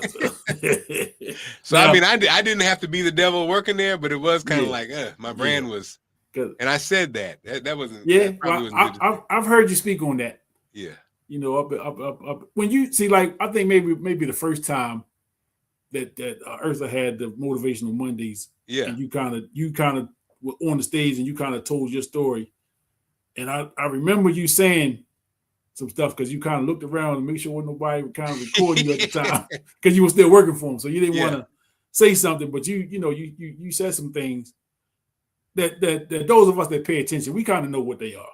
Yeah, you know what I'm saying. So nothing you said was really a surprise, but I was happy to hear you say the things that you said because it let me know, okay, he's a realist. He understands what it is. This is his job. It's not who I am, and I'm not going to get into the BS. I'm not gonna fall in line with that. I'm gonna do what I'm there to do, and then I'm, that be that. And that's what I think we talked about Stephen A. earlier. I think that is the piece that when people are on these platforms, you want to just feel like they're still with you. That they're not. So anytime you see a kind of chink in the armor, you be like, "Now what's going on here?" Yeah. Or I don't know what's worse, Kenny. Is it worse when you're getting used by a company but don't really know it, right, or don't care, right, or when you are aware and just look the other way? It's kind of an interesting thing, but I think that's the thing we end up doing with these people. That's what especially I think with our current president has everybody looking that way. Like if anybody says anything pro MAGA and they're black, you'd be like, "Now what now?" Yeah. Some people are easy to figure out. Like Snoop Dogg, we already knew. Snoop, the money. Yeah. He didn't want to mess his money up. They say we need you to spend for this MAGA event. He says fine. Because 50 Cent, same way. 50 Cent, if it's about money, he gonna take it. He don't give a damn. He don't care. Other people, you'd be like again, Stephen A. Smith's been weird. Because on one hand, so outspoken, but quiet as a church mouse on some other stuff. Then other stuff, you get loud. And then when he started tearing down the sisters, you're like, what is going on? Like it's almost like, even if you feel that way, you can't do that. It'd be like if somebody said anything negative about what just happened with the South Carolina coach. If they were not on her side, you'd be like, what's going on? Yeah. Because we definitely gonna hit on that. We definitely gonna hit on that topic because ridiculous, man. I mean, give me 1 second. I'm gonna get to that. I'm definitely gonna get to that. I'm gonna wrap up your career. Before we jump into the sports stuff. So, all right. So you moved on from Fox 45. So what you got going on now? So now I have the Good News Show with Marc Clarke, which airs on WMAR2 on Saturdays at 11:30 p.m. and on Sundays at midnight. It's a show, the Good News Show, really promoting all the good stuff that's happening. Sometimes interviews, sometimes covering, from the Jazzy Summer Nights to the different events that are going on. Upcoming boxing, we got that coming up.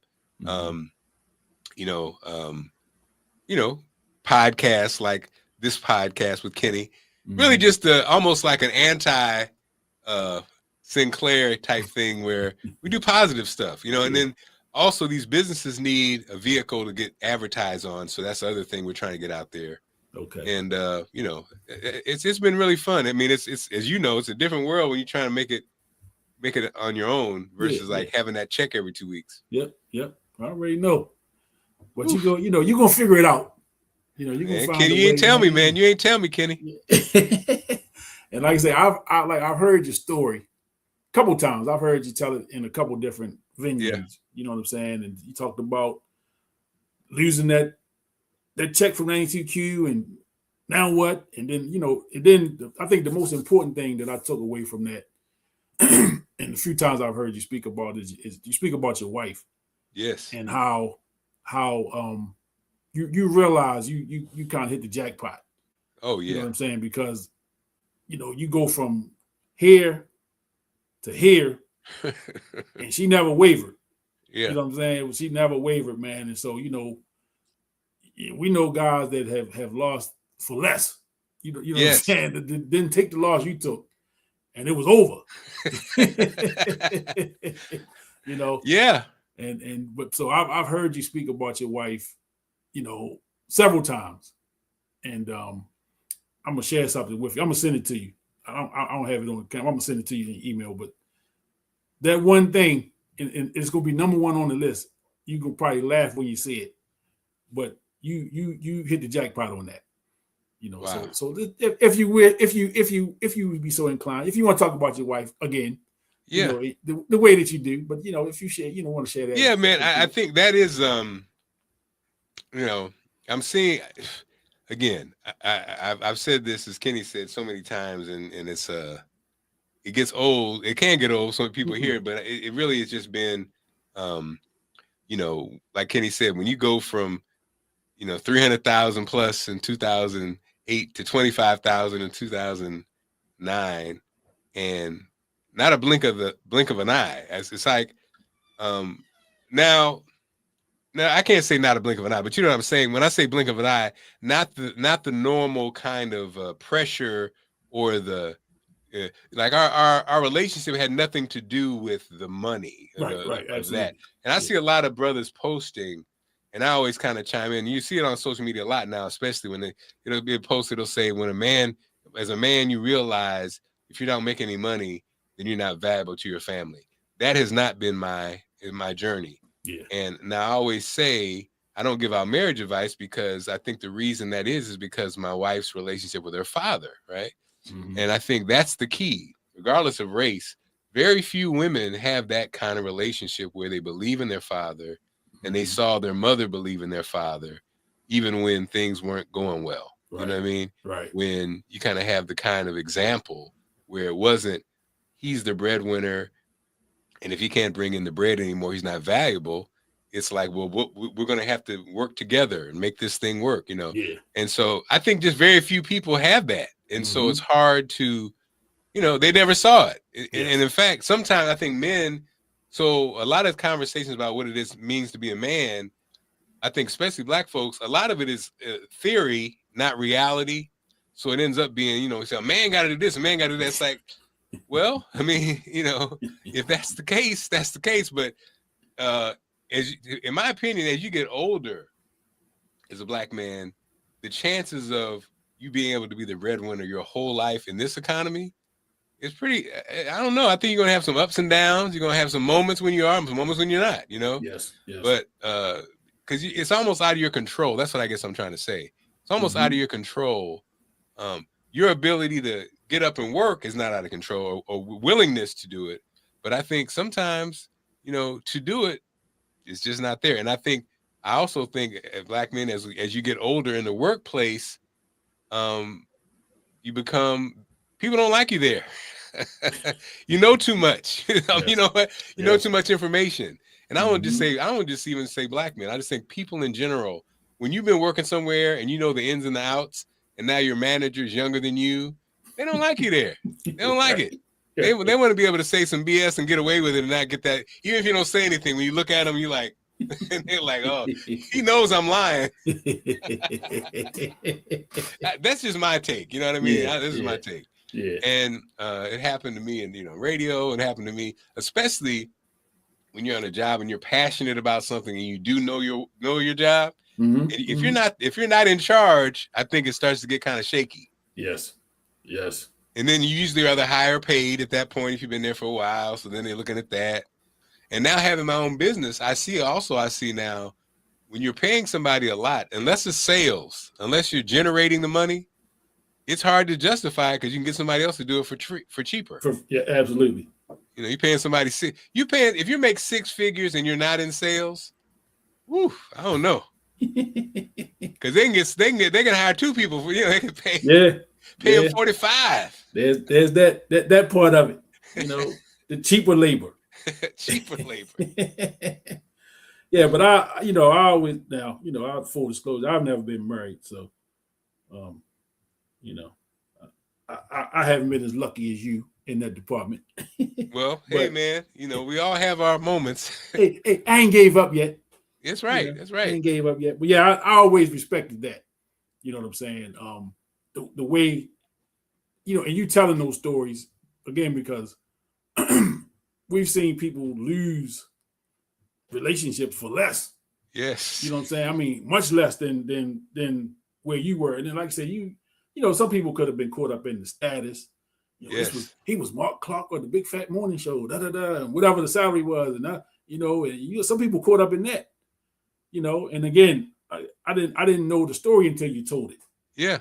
That you knew your wife way before that. Yeah. So it wasn't like she married you because you were this person. Again, it was more well, than the funny that. part, Kenny, was actually it kind of coincided. So I meet Allison in St. Louis, and she's brand new in town. I've been there for 6 years, so I'd been there a long time, and I was making about 35, 30. I was just getting ready to get to 40, and she was making 50, and we get engaged. So then I follow her out here without a job. So basically, I follow her out without a job, but I get the 92Q job, and we're engaged. So I left St. Louis, and I was making around, like I said, 35, 40, but only to land the gig here with a base of 110. So now I'm engaged, and I'm making more than I've ever made before. And including her too. She started her job. She was making 100. Yeah. 95. And so we're engaged. I made one amount, and by the time we got married, I made another amount. So I came up. Yeah. It wasn't. But it wasn't. She wasn't from that kind of school of, flossing. And also, I realized, Kenny, we never, even when I was doing that, we never flossed. In the good old days when the money was coming in, we were never the kind that had the flossy this and the flossy that. Not that I didn't want it. It's just the kids came. Back to back, bam, bam, bang, blah, blah, blah, and you look up. Next thing you know, it's like, man, you look up, you're like, where did the money go? Yeah, but priorities change back to back.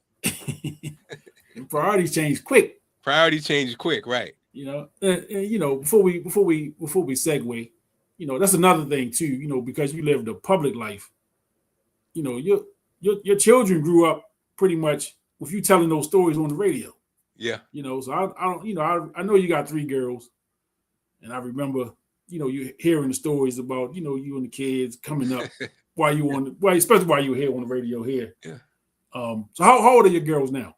Yeah, 25, 24, and 21. And then you went back to back on them, huh? Isn't that crazy? It's crazy, You're right? Because they were on the radio. They were like 5, 4. Babies. So like, I got 2 boys and a girl. So I'm 30, 26, and 20. My daughter's 20. Okay. So but again, you lived a public life.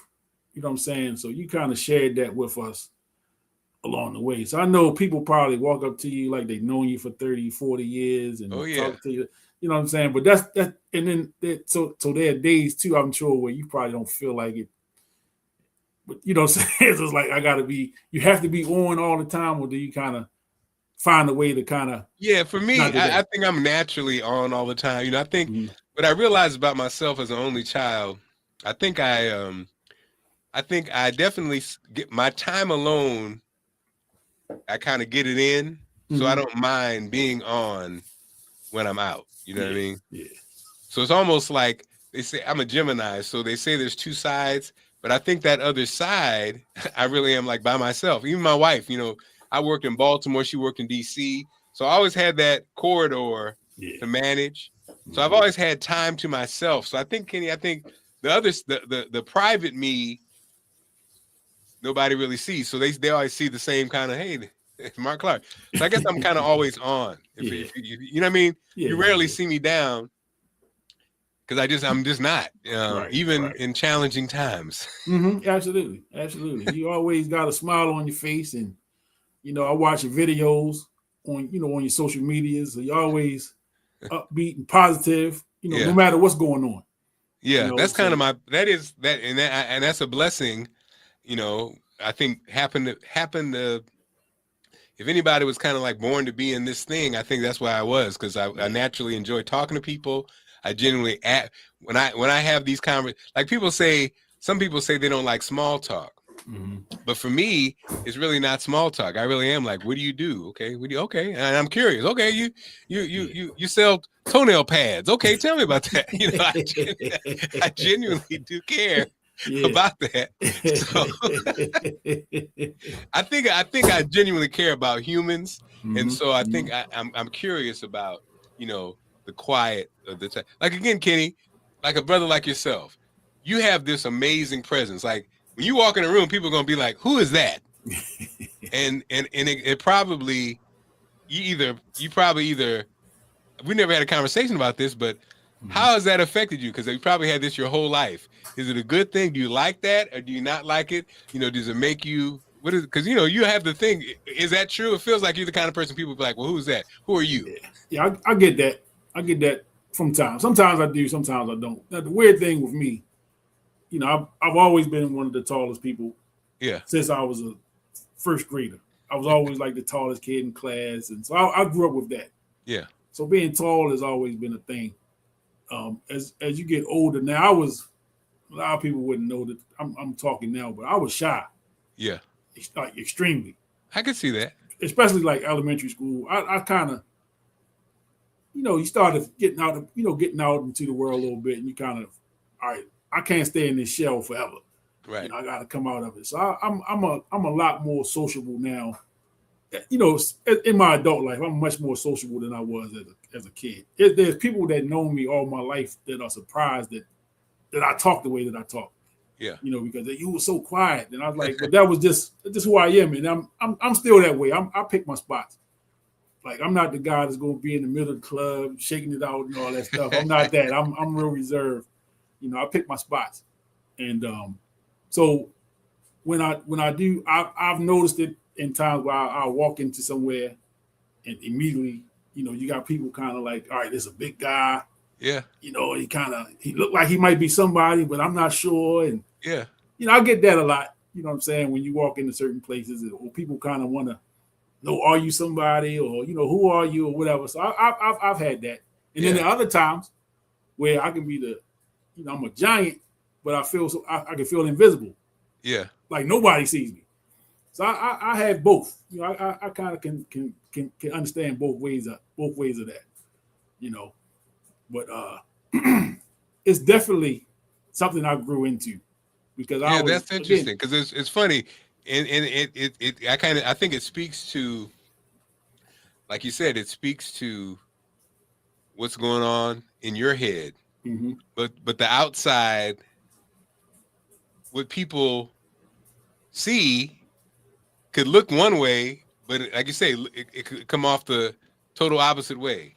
And I think when it comes to black men, especially, for a lot of people, even black people, we're mysterious because just think, a lot of people have not grown up with a black man inside their house, you know, or their dad wasn't around. And so a lot of the boys, you coach, so you see that how some boys aren't used to having a man around. Oh yes. You know, some girls aren't used to having a man around. They kind of like don't know how to act, you know, and then some guys are the same way. So it's an interesting dynamic that, like I told you, this guy trip I just went on was kind of the same. I laughed because I was thinking I haven't had this kind of energy around a lot. Yeah. Some guys have a whole crew they run with all the time. I don't either. I enjoyed it. As an only child, I look forward to my cousins. You know, they had my male cousins would all get together and get me in a headlock. You know how I was excited about that. I was like, finally, you know. And to be honest, probably the same way with the guys. Like, and I actually have a lot of support from my brothers, which I know that some brothers don't have, and I don't take that for granted because I think some brothers don't have that, and I actually do. I have childhood friends and people that have supported me. Yeah. I could be myself. I could be emotional, because you can imagine. I mean, like you said, I'm on this trip, and these cats are balling out of control, and I couldn't afford the trip. I was taken care of. Right. And so, of course, how they people be cracking at the same time. Who got this nigga?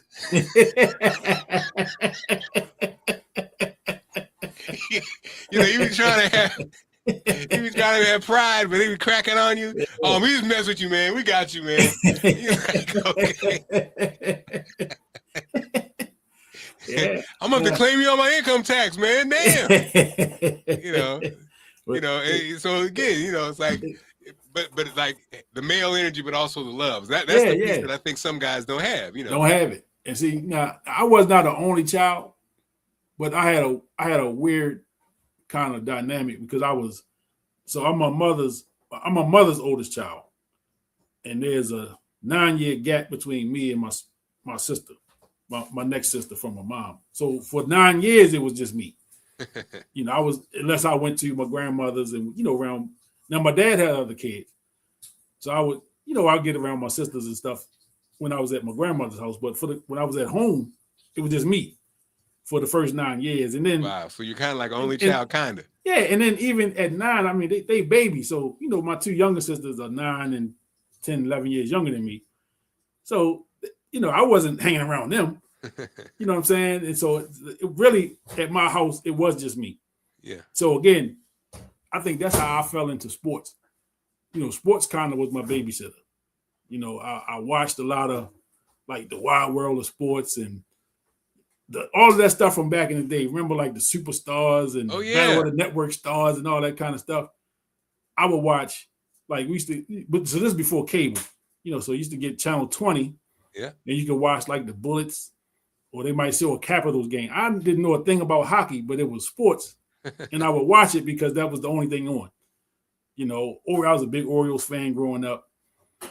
I never really got into the Colts because they sucked by the time I really started paying attention to sports. They were horrible. Wow. So I missed the the Johnny U and the Burt Jones early years. By the time I knew who Burt Jones was, he was always hurt. Yeah. And the Colts were horrible. You're right. I went to a couple of Colts games before they left town. I went to maybe 2 or 3 games before they got out of here. And they were just bad. They were just bad. Like, so that never gets talked about.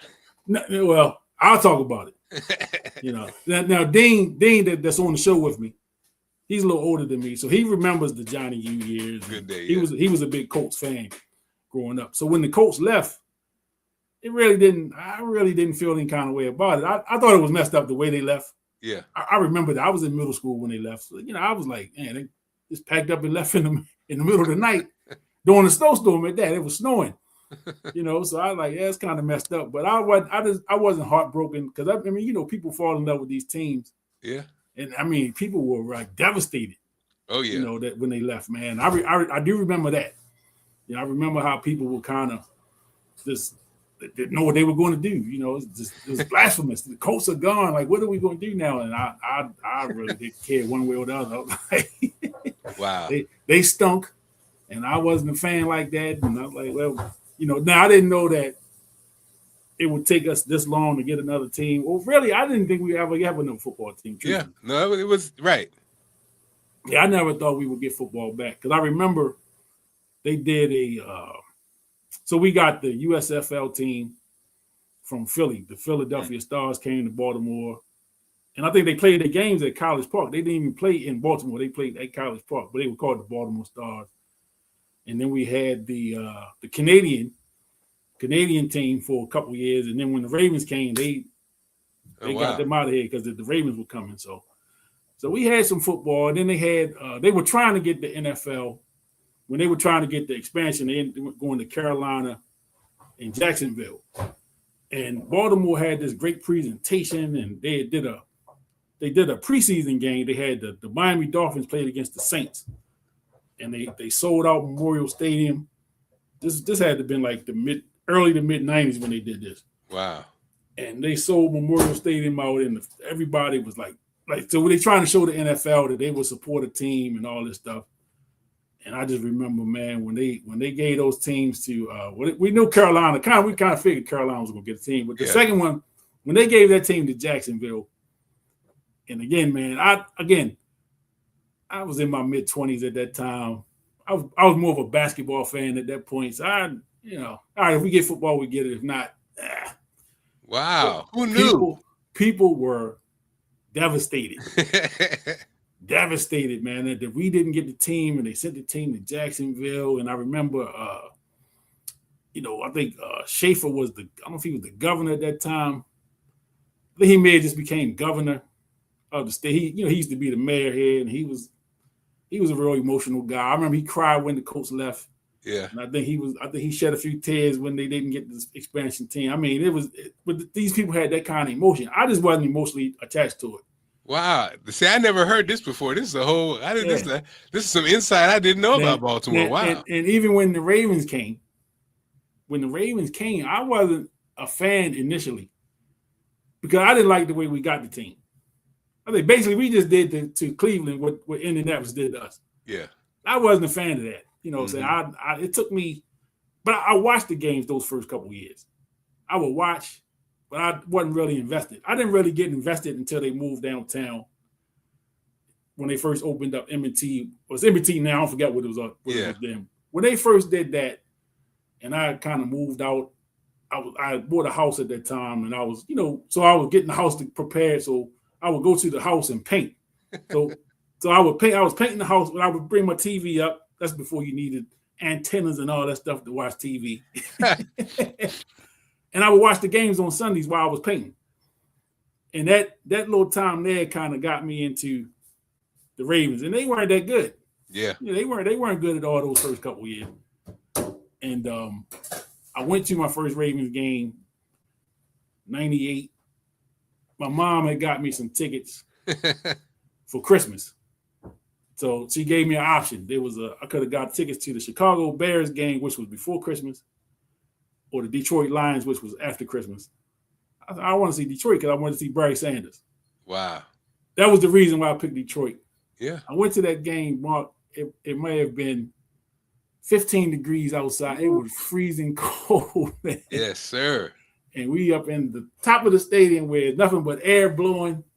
So you're freezing. I mean, it's cold out there. You freeze. I think I had my son with me. He might have been like 5 years old. And he froze up there with me. But I wanted to see Barry. And who knew that would have been his last game. Wow. And the birth of that Ravens defense because Ray Lewis and them was on his neck. Wow. I don't think he rushed for 20 yards that game.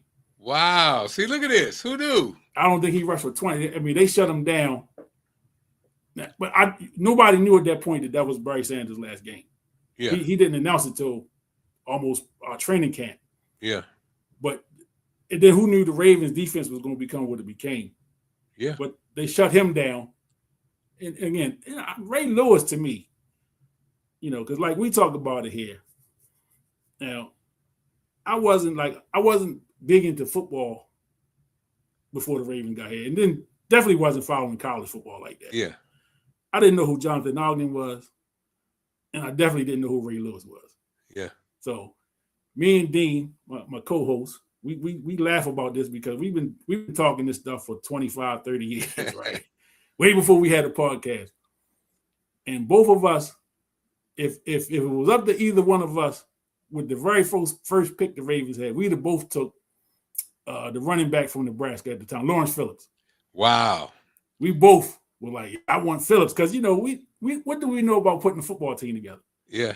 And you want a sexy pick, your very first pick, you move to a new city, you want something sexy. Who picks a left tackle as their first pick? So when they picked Jonathan Ogden, man, it's like, come on, man, we picked a left tackle, man. So who knew? Who knew? You guys were.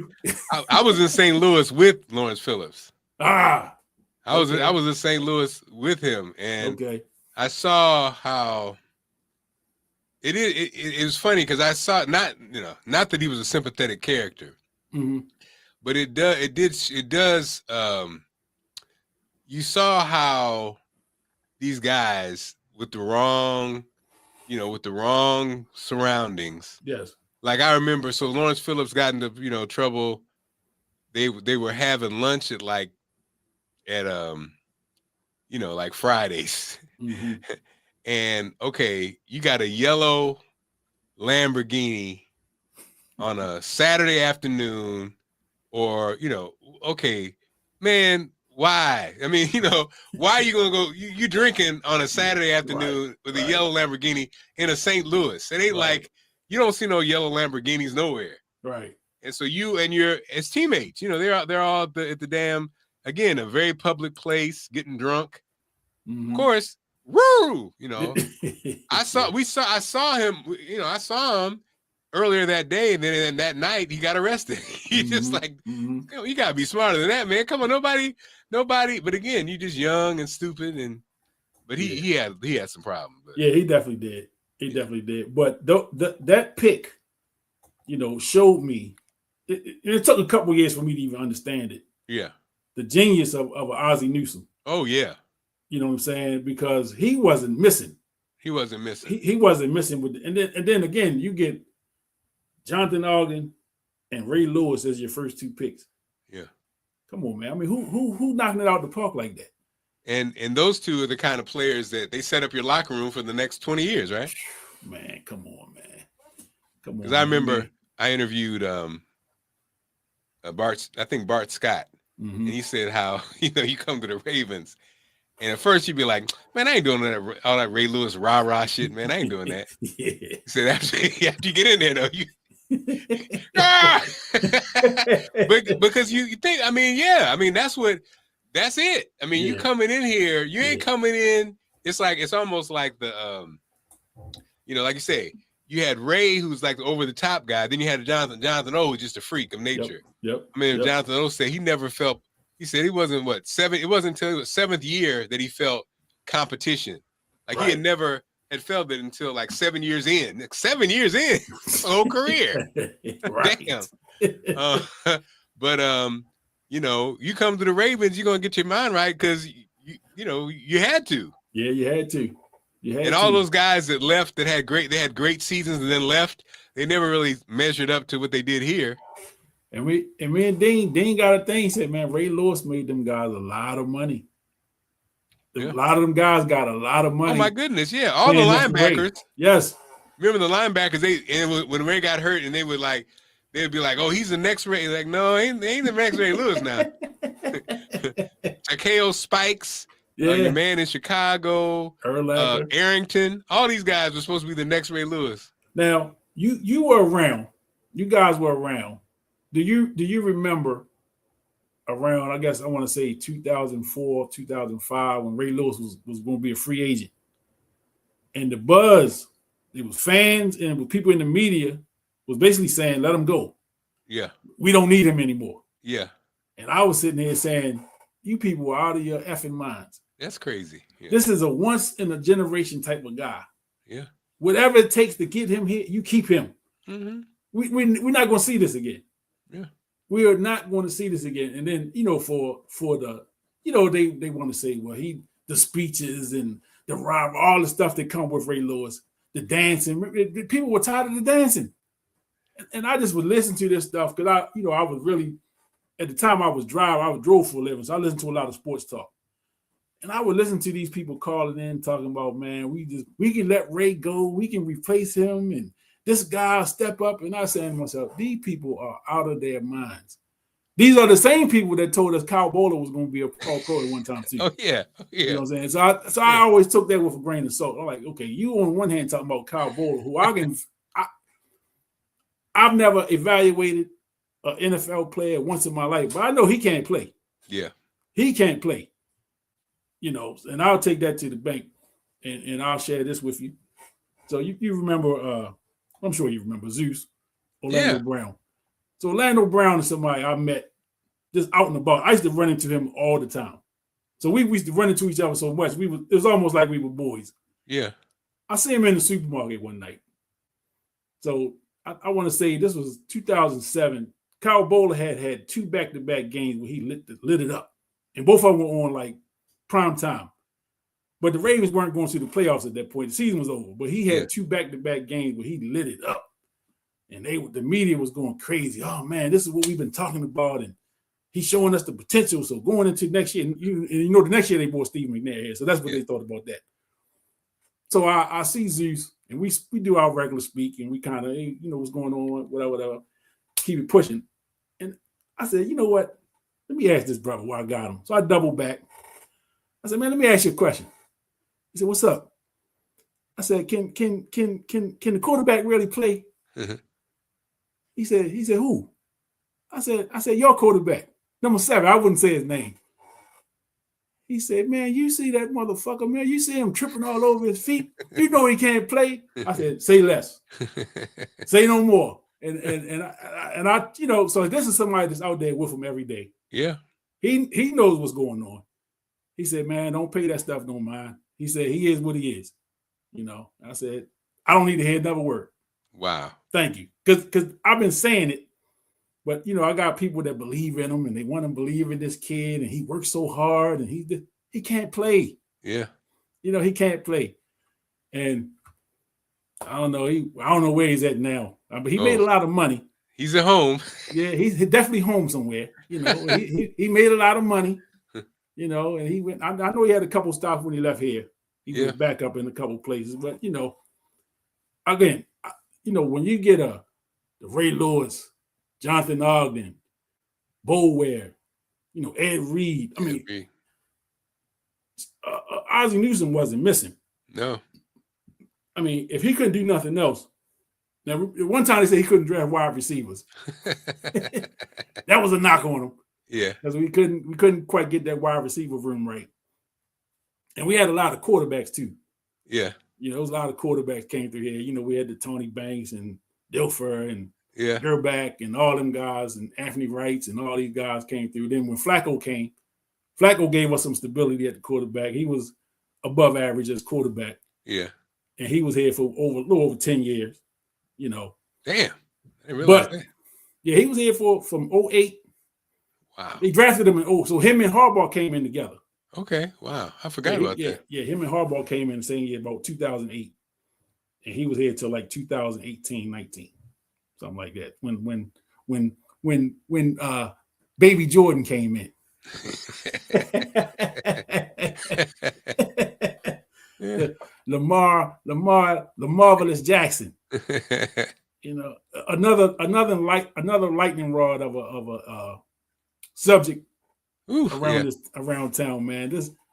So I know we talked about Lamar when you were on with us a couple years ago. I don't know if it's even been a couple years ago, but when you were on with us before.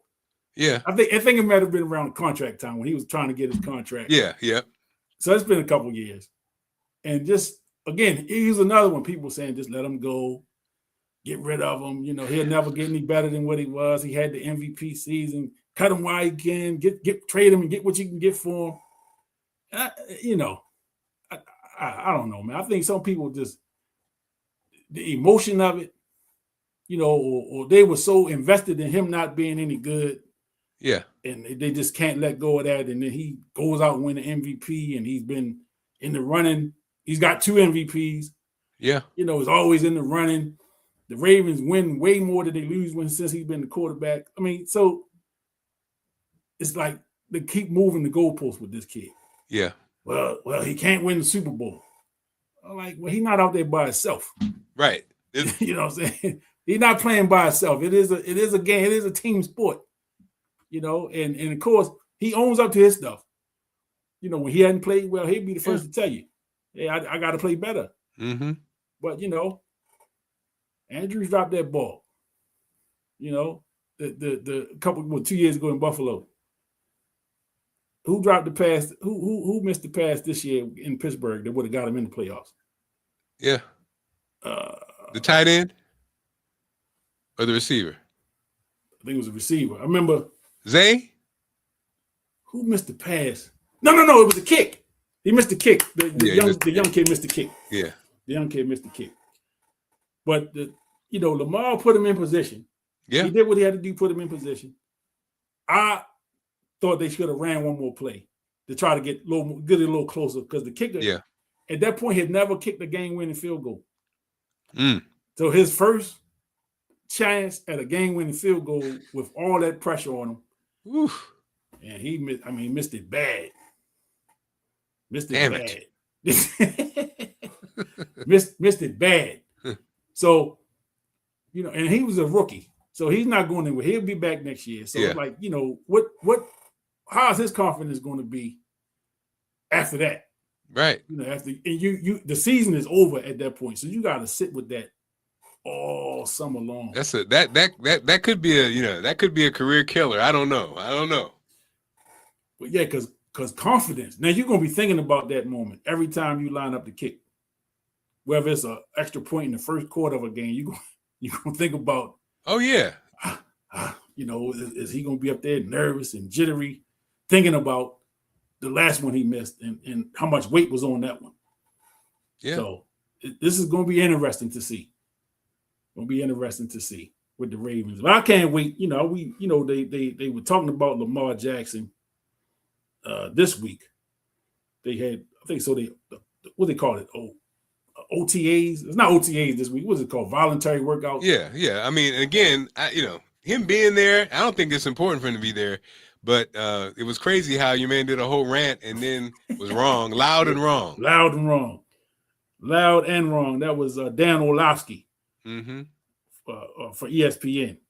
And he's a former quarterback. He's the quarterback. He was like with Detroit Lions for a little bit. Well, yeah, he went off, and this Lamar should be there. And, it just shows whatever. He got a new coach and a new offense and all this stuff, and he's not there. And Lamar's there front and center running the sprints and weight room. Pull-ups and everything else. Yeah. But, it's just Lamar's just a lightning rod, man, for people. And they're going to continue moving the goalposts on him. No matter what he does, until they win the big one, it's always going to be he can't win the big one. Yeah. No. I don't care. He can win 6 more MVPs, but he can't win the big one. Him and your boy in Buffalo definitely have pressure on him. Josh Allen. But they I think it's interesting how they make it so important to win the big game. Mm-hmm. But why is it so hard for them to give Jalen Hurts his flowers? Right. Jalen Hurts has performed in the big game every single time, right? Mm-hmm. Mm-hmm. But they act like they say he's not even an elite quarterback. And again, it's like, okay, so and they're blaming this. They're blaming him too for the season or whatever that they're doing, so it's almost like you just can't win. You just can't win, If you're a black quarterback, you really can't win. Nah, but they keep telling us we got to hear how elite Aaron Rodgers is. All the time. He's 46 years old. Yeah. He's still trying to get another He got 1 Super Bowl. I mean, talk about his playoff record. Talk about the times the Green Bay was the number 1 team, number 1 offense, and he got in the playoffs and laid an egg. Yeah. But Aaron Rodgers is so accurate, and he's this and he's that, and yes. He's shut up. I don't want to hear that stuff, man. What's his record? What's his record in the playoff? Right. How many times have he laid an egg or not showed up in those big games? But we talk about his regular season. He's the greatest this and this and this. Shut up. I don't want to hear it. Be consistent. Be consistent. But I watch the game. I don't let my eyes don't lie to me. I know Aaron Rodgers is a great quarterback. I will say that. Yeah. But if you're going to hold Lamar and these other quarterbacks, Josh Allen included, to a standard because they're not winning in the playoffs and they haven't got to the Super Bowl and won the Super Bowl yet. Yeah. You got to hold them to the same account. Even though he has won 1 Super Bowl, but he's been in the league now 20 years. Yeah. Let's talk about that record. Let's talk about that playoff record, man. Let's do that. Let's be fair. Yeah. So again, but people, man, play with numbers. And we mentioned that earlier when we talk about LeBron and Mike Jordan and all that with the basketball. They want to use the numbers when it's convenient. Yep. When sometimes we just talking about talent. We just talking about what your eyes see. The numbers are the numbers. You can put numbers up if you played 30 years, 20 years, 15 years. You can put up some numbers. But what are you doing on a night in, night out basis that's just like wowing the people? Mm-hmm. You know what I'm saying? Like a Steph Curry. Some of the stuff he does on the basketball court, just utterly ridiculous.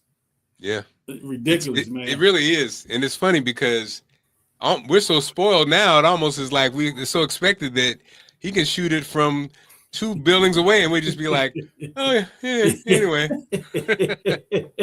Right? Because he's done doing it so long. Yeah, he's doing it so long and he do it so effortless. Mm-hmm. And it's like, wow. But greatness, man, no matter where it is, you know, in our lifetime, man, we've been able to see not only in sports, but you think about, being able to see a Michael Jackson. Yeah. You know, let alone what people try to say about him and all of the stuff they try to put on him. Just the level of greatness. You know what I'm saying? That this dude was able to from a child. That's the part. Like you said earlier, the part about some of these evaluations. The people say, "Oh, Chris Brown, Michael Jackson." Now, like you said, Michael Jackson starts at 10, right? It starts at 10, Right. And when you hear a Michael Jackson song at 10, if you haven't heard it in a while, and you listen to those vocals, you just be like, amazing. This kid was. So it's hard to say, oh, so and so. It's no comparison because he was a part of our whole life. Yes. You know what I mean? And it wasn't a cutesy little song. He was singing, "I Want to Be Where You Are," and those songs are like adult level greatness. Yes. It's greatness. Yes. But then you hear people. Then even you hear Quincy Jones say, "Well, Tevin Campbell was a better technical singer than Michael Jackson," and you're like, now, granted, it's Quincy Jones, but you're like, okay, Quincy, what are you talking about? You're right. I don't give a damn. You could again put on "I Want to Be Where You Are," yes, and put on any Tevin Campbell song when he's a kid. Mm-hmm. I don't give a damn about technical or not.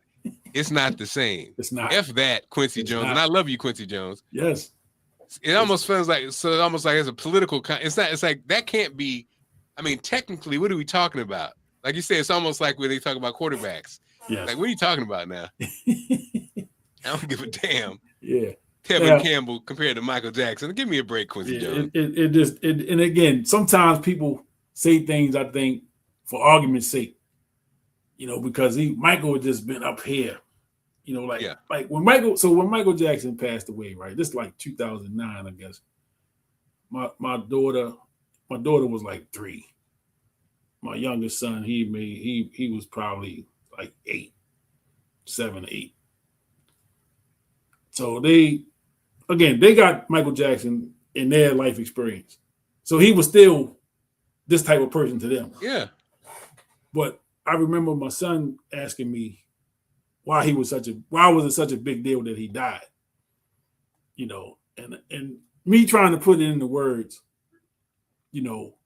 I really couldn't find the words to explain how huge of a personality he was. Yeah.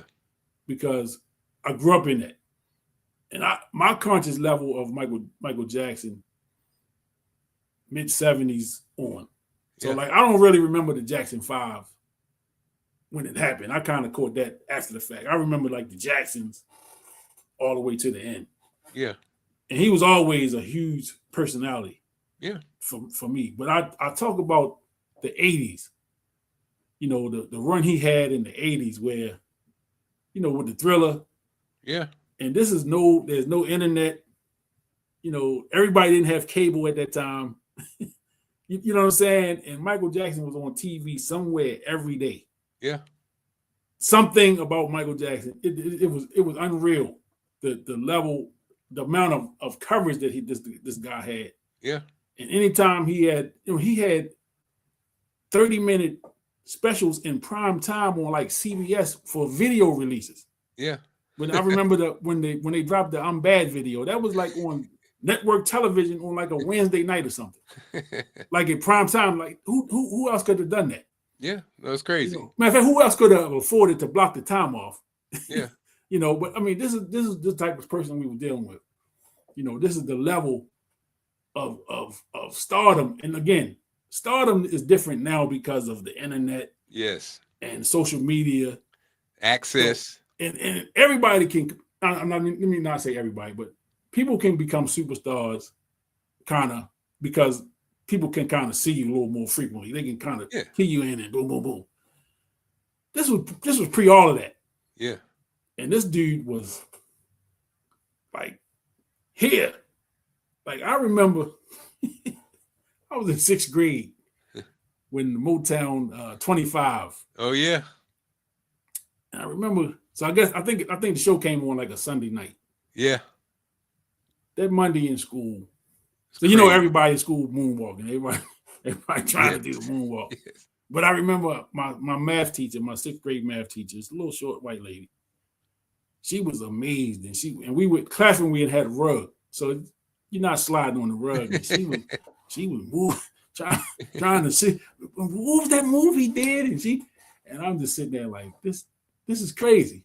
Yeah. This is crazy, but this is the impact this guy had. Yeah, you're right. That was definitely a viral performance. Yes. Calling people. Did you see that? Yeah, yes. It was crazy. Yeah. But we can talk about viral moments before there was an internet. Mm-hmm. And so like I said, you with your perspective, being in radio, like what's your love affair with music? Like are you like a music connoisseur or yeah? So like I'm a music. I would probably fit into music connoisseur. I also played in the band. I played music, so I was a musician / radio guy. Yeah. Though I wasn't a DJ, like I wasn't a mixer and stuff like that. So but I'm not a fanatic, but I'm definitely a music guy, and I'm definitely a tastemaker type. I grew up, I played in jazz band. I played, I was kind of like, I'm pretty well schooled in music. So let me break some news to you. I know you don't know these things about me. So I played trombone from the 4th to the 9th grade. Okay. And I was pretty good at it. Because I had a thing for music. So I naturally just I always loved music. I was good at it, but I didn't work at it. Yeah. I didn't practice. I like playing, and I could learn the music pretty quick. So I always sat in the first seat from the 4th till I got to the 9th grade. When I got to the 9th grade, there was a guy that was a little better than me. And my ego, man, because I was always in the first seat, and I was always good at it. But he was a beast. You know what I'm saying? And so that humbled me.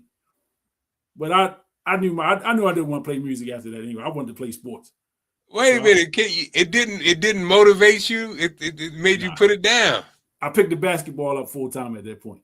Wow. Okay. Interesting. Yeah. Now, I got a love affair with music. So I was a rapper for a couple about 10 minutes. And I got some joints on cassette. Okay. You got a cassette player, I'll let you hear some of my stuff. And I'm looking at my 1200s right now. Wow. Okay. I was a DJ. Okay. I still got a closet full of records. So, but I haven't got on the wheels in probably 15 years or so. But that's something I've been talking to some DJs recently about trying to get, because once you dust them off. Once it converted to like everything went from record to like digital. Yeah. I backed away from it. So I never switched over. But I still had a love for it. I still mix records in my head. If I hear music, I'm always kind of, what would I play with that? I'm still doing that in my mind. And I'm still connected to a lot of the DJs in town. I still, I chat with them here and there, and I like I said, I watched the Quicksilver thing with all the DJs on there. Yeah. So I'm listening. So I just like, man, it's one time I just want to, get back one time. You had I just want to do one party, and you got to do it, man. You got to do it. I'm gonna do it. Yeah, that's my regret was I did not get into the mixing part. Yeah. I was little. I wish I had gotten into that part, because I knew I would enjoy it. Because I always tell the story about, being from Springfield, it wasn't like we pulled our records together, and this one brother, he ended up, he got all our records, but we didn't even have 1200s. So it was like, there was no store to get 1200s. We had the the belt drive turntable trying to make it. And so we never got into the real deal. Like, I think kids in bigger cities had access to, Yeah. And then the one kid, looking back, the kid that we gave our records to, his dad, they're from Jamaica. So you go, okay, that was their thing. It probably, he had his dad had a sound system. So you go, you look back and you're like, man, if your parents were, hey mom, can I buy, can I get this? And but oh well. Yeah. So you and the wife, you're gonna take a drive to Ocean City. So is that about 2.5 hours?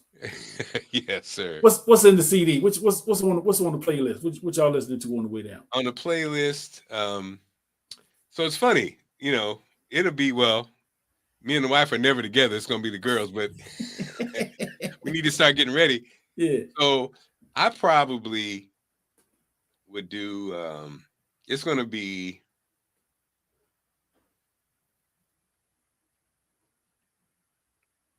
That's a good question, Katie. That's a good one. So in the old days, it would be when we go to Hilton Head every year. Okay. It would be the Wiz soundtrack. The girls grew up on the Wiz soundtrack. They grew up on Raheem DeVaughn. They grew up on old Kanye. They grew up on. Well, you know what? It probably be right now even. What's it called? Yacht Rock. The Yacht Rock station with those the hits from the 70s and 80s. Like Kenny Loggins and Michael McDonald and Donald Fagen and those kind of hits. Yeah. It'd probably be Yacht Rock. It probably, for me, I'm on this new Kanye album. I like this new Kanye album. Don't tell nobody. I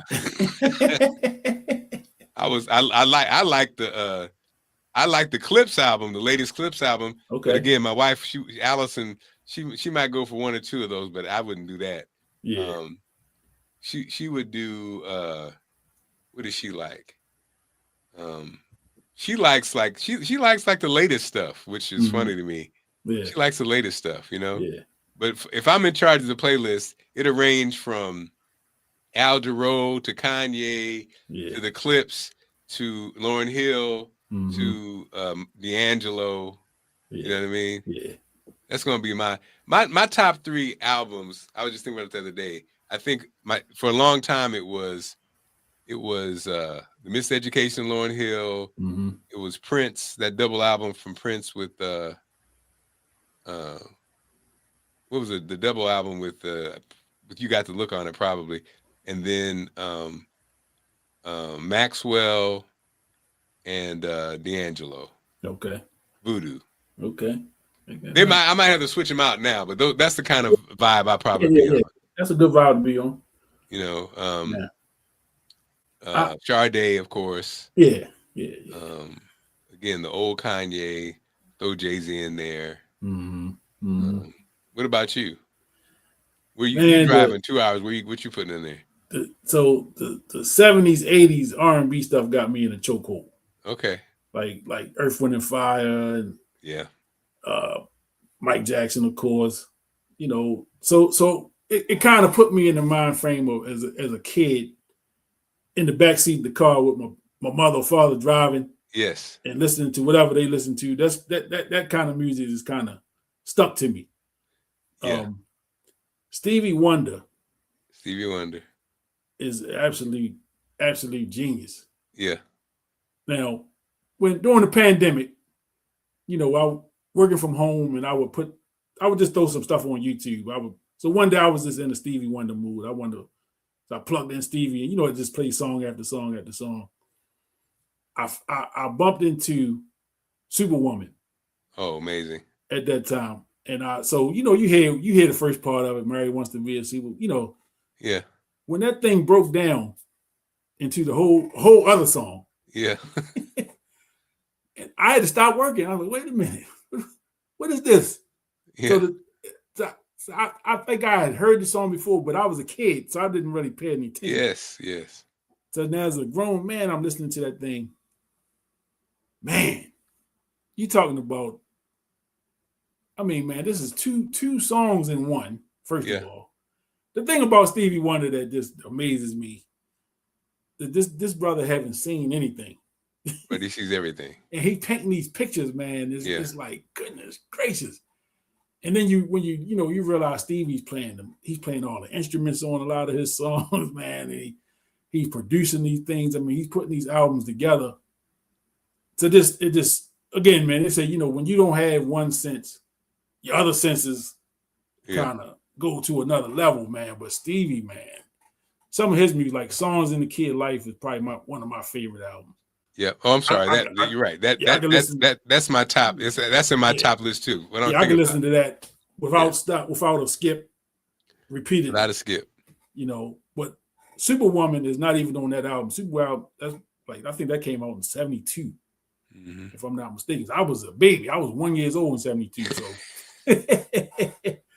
but that song right now has got me kind of in a chokehold. I can listen to that song all day, every day. Yeah. It's just the musicianship in it. It's the breakdown from one part of the song, and then it goes into this whole other thing. Yeah. And it's like, man, this dude is a genius. Those songs that our uncles and them grew up on, like you said, that 70s, it really was like, it's like religion, right? Because what you realize is, again, we feel like things do progress. And so real music and real composition and real arrangements and real playing, that was a time. And it's like religion. Like you say, you're running one of those songs, man, and it'll blow your mind. Every aspect of it, the lyrics, the performance, the vocal, everything, the musicianship, everything about it. And you're like, it can't compare. And that's the thing that's kind of like when you look at this AI and stuff, you see what happens. Like, it doesn't compare. It's a different. It's like when they do the best producers and they'll say like Kanye West and Timberland and Quincy Jones. Like it's not. It's not the same. It's almost, I call it like a Quincy Jones can write. He can write all the parts. He can write the horns, the keyboards, trombone, da-da-da. Here you go. Here's the score. That's a whole different. But what they're doing, what the new guys are doing, is I call it like soundscaping. It's like they're shaping sound, but that's a whole different animal than when you can play. You can write and play and know the harmonies. That's a whole different animal. And I think those days. Those days are gone. I think we were the last generation where it was kind of a time when they say the pendulum swings back and the pendulum. Well, in this new modern thing, it kind of just goes it's a whole different direction. Yeah. Like what AI has done to music, it's not automated. It's crazy. Like it's crazy. I have an app that I could right now in 2 seconds write a song about this show right here to be a whole composition. Yeah, that's totally different than we thought it was going to be. We thought it was going to be more automated, like it sounds like a trombone. No, it's a whole different animal. but the days of like you said, that kind of music we talking about in the 70s, that's a whole different, or the jazz before that. It's a whole different thing. Yeah, yep, right, absolutely. So we didn't bounce around, hit a little bit of everything. But that's a good flow. You know what I'm saying? We get everything, baby. Yeah, right. Get it all. So before we get out of here, I did want to touch on the the Final Four was over the weekend, men's and women's. Michigan won the men's Final Four last night, beat UConn. It was an okay game. I just and watching it, because I coach, I thought UConn was dependent way too much on the three. It's tough to watch when you're missing them. Yeah. When you're taking that many 3-point shots and you're missing them, it's tough to watch. It's tough to watch. But I'm assuming that's just how they play. You know what I mean? And they're just gonna live and die with the misses. But it's tough for me to watch because I deal with younger kids. So you're trying to teach them how to play the right way, and they look at this stuff and think, well, this is how you're supposed to do it. Like, no, that's not how you're supposed to do it. Then on the women's side, UCLA just dominated South Carolina. I think the size, UCLA's size was the difference to me. Yeah. The two big girls in the middle posed problem for South Carolina. They couldn't get to the basket. And the length, even in passing lanes, South Carolina couldn't really even get passes off it. They were stealing those and going the other way with it. So this is like right from the beginning, UCLA imposed their will, and the game was never close, and they ended up blowing them out, about 30. And so now the narrative now is, what Dawn Staley is on the wrong side of history because she's been blown out the last 2 championship games. The women got 3 championships. Right. So now because they lose the last 2 and they lose them bad. Yeah. So now we're gonna say about Dawn, she's not a good coach without the wrong side of history. Yeah, whatever, man. Get out of here. And then she come back next year and she win by 30, then what they gonna say? Yeah. So I don't feed into that. Dawn Staley is definitely one of the up and coming coaches on the women's side. And she's one of the ones I think could coach men or women. Yeah. I just think she's a basketball coach. I think, Kenny, like you said, I think we're in a weird the combination of the algorithm and social media and the way people think is weird now because almost like our example, like you said, almost the example of music we just gave. So when you talk about the fundamentals, but now everybody shoots threes, it kind of like is it's a change in the dynamics of how you play the game, right? Like Steph Curry and that kind of that has created generations now of these 3-point shooters. So like you said, on a cold night, the bettors lose money, the coaches lose money. Because like I said, as a coach in the old days, you'd be like, well, after a certain point, we got to switch up. We're going to do this. You got to do something different. And that was going to be, but now it's almost like, well, they could get hot though. We could get hot. Yeah. So now you wait in this third quarter and this thing ain't happening. What are we going to do? Are we just going to, so it's kind of like, it's a different, it's not the same game anymore. Nah. It's not the same game anymore, right? Not the same strategy. It's not the same. They're going to live and die with them threes. Live and die. And even like, so what happens is you have 2 championships, but the biggest story ended up being what happened on the sideline on the women's side, right? That's the biggest story, right? That's bigger than the championship and everything else. Biggest story out the weekend. And you're like, damn. Was Gino. And come on, Gino, man. But the funny part is Gino's been this dude, though. He's been this dude for the last 20 years, right? Yeah. He had the same kind of BS with Pat Summitt, and he never, you start to look at this guy, he's not a good character guy. I mean, he's just not a good character guy. 30 years, UConn has been the premier basketball program on the women's side for the last 30 years. I think he said he's been to 25 Final Fours. They have 11 or 12 championships. So his resume is solidified. He don't really have nothing else to prove. No, in fact, he might need to sit down because it can only, like, this kind of thing can happen.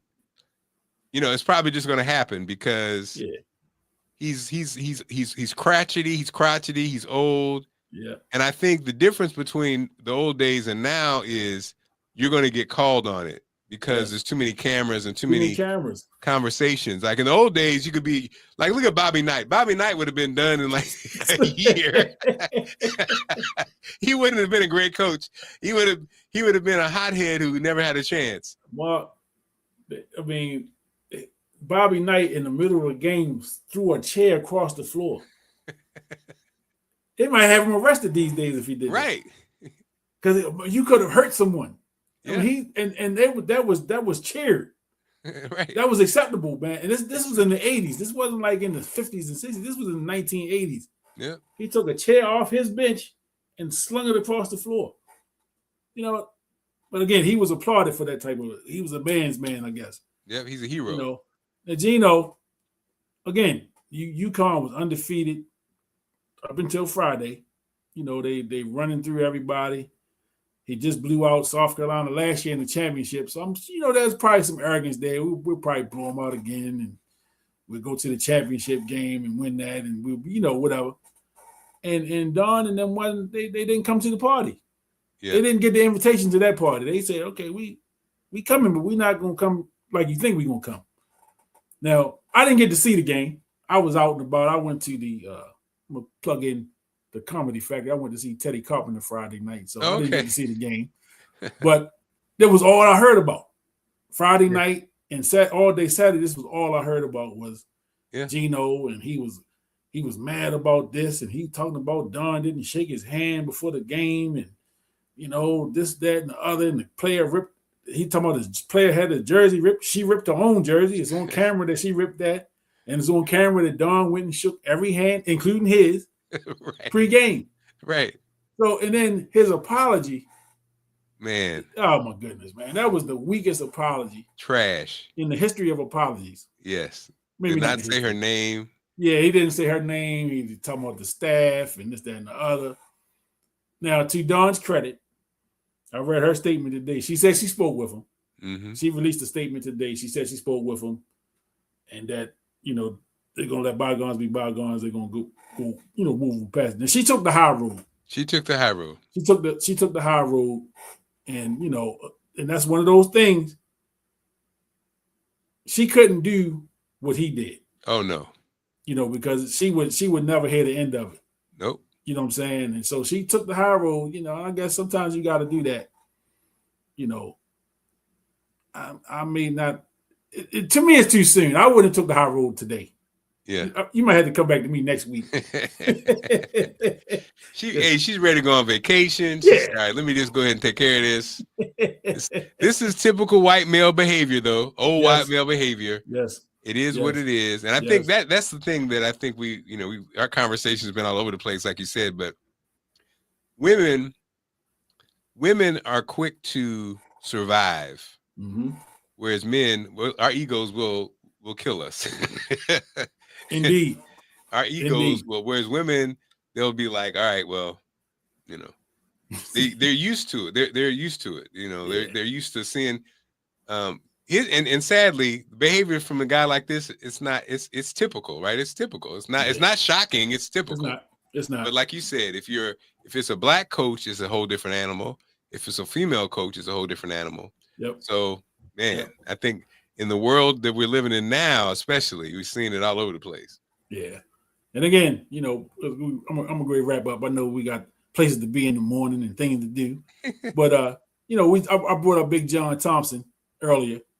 And I just remember how he was talked about, and they talked about his players, about, they were thugs and they were this and they were that, because he got all these black guys and they played with an aggressive style, and they didn't back away from it, and they didn't back away from confrontation. Yeah. You know what I'm saying? And it's like, well, he's training them to be they playing basketball. Yeah. And they're not being apologetic about any of it. Nope, and he wasn't either. And John was not apologetic, and Big John was intelligent. Yeah, he could sit in the room with anybody and hold conversation and hold court, and be respected. Yeah, you know what I'm saying. And then by him being a 6'10" black guy, yeah, so he's intimidating just because of his stature, and they use that against him in a lot of instances. Oh too. yeah. He's the big black guy. He's trying to intimidate the referees. He's trying to No, but they don't talk about they didn't talk about his guys were graduating. No. His guys were going to class. And Big John was the type that if you were not going to graduate, if you weren't, he got you out of there. Yeah. You know what I'm saying? And like Michael Graham was there 1 year. One of the most memorable Hoyas ever. But if you hear Mike talk about John Thompson, he talk about him glowingly. Even though he only spent 1 year there with him. Yeah. He has nothing but great things to say about Coach Thompson. So that just shows you, because he said even after he left, and he was kind of forced out of there, he could always call on Big John. Love it. So you know what I mean? So it just shows you that you can't always believe what you hear about people. No, especially from the press. In the pictures that they try to paint about you. Mm-hmm. So we could probably do this another 2 hours. We can definitely. But we definitely got to do it again. Oh yeah. And the invitation is always open. Whenever you want to come on and talk, you're more than welcome, my brother. Yes, sir. You're up next. I'm getting you on the show. Coming up next. Yes, sir. Just let me know. Let me know what I got to do, and I'll make it happen for sure. All right. So, Marc Clarke, I appreciate you. Appreciate you too, brother. Got a little insight. Got to know you a little different. Even though I've heard some of the stories, got to share with my listeners, some of my people. I love it. So they get to know you a little better. But again, appreciate you. Thank you brother. for joining, man, and we will see you when we see you. Peace, brother. All right, take care, brother. Have a good night. You too. Thank you. Marc Clarke from the Big Fat Morning Show, man, joined me. He was my guest tonight. I'm about to wrap it up. It's been a couple hours we've been on here, 2 hours, 30 minutes. We've been rolling. So, with the sports mix, we back next week. I got another special guest next week. So, I got another special guest next week. Local basketball player, played at the University of Maryland. Scheduled to have Everest Burns, Woodlawn High School, University of Maryland, drafted by the Sacramento Kings. So he'll be my guest next Tuesday at 8 o'clock. Appreciate everybody for tuning in. Appreciate everybody for rocking out with me, man. For those I didn't get to give shout outs, I see my guy Thad checked in, my guy Johnny B was checking in, my man Tony O was checking in, my man Bobby Rome checked in. So appreciate y'all. Everybody that tuned in on YouTube, people that was over on TikTok that was checking me out. Well, not TikTok, on Instagram that checked me out. Appreciate y'all for tuning in. We will be back next week. But y'all have a great rest of your week. And we will see you when we see you. Peace.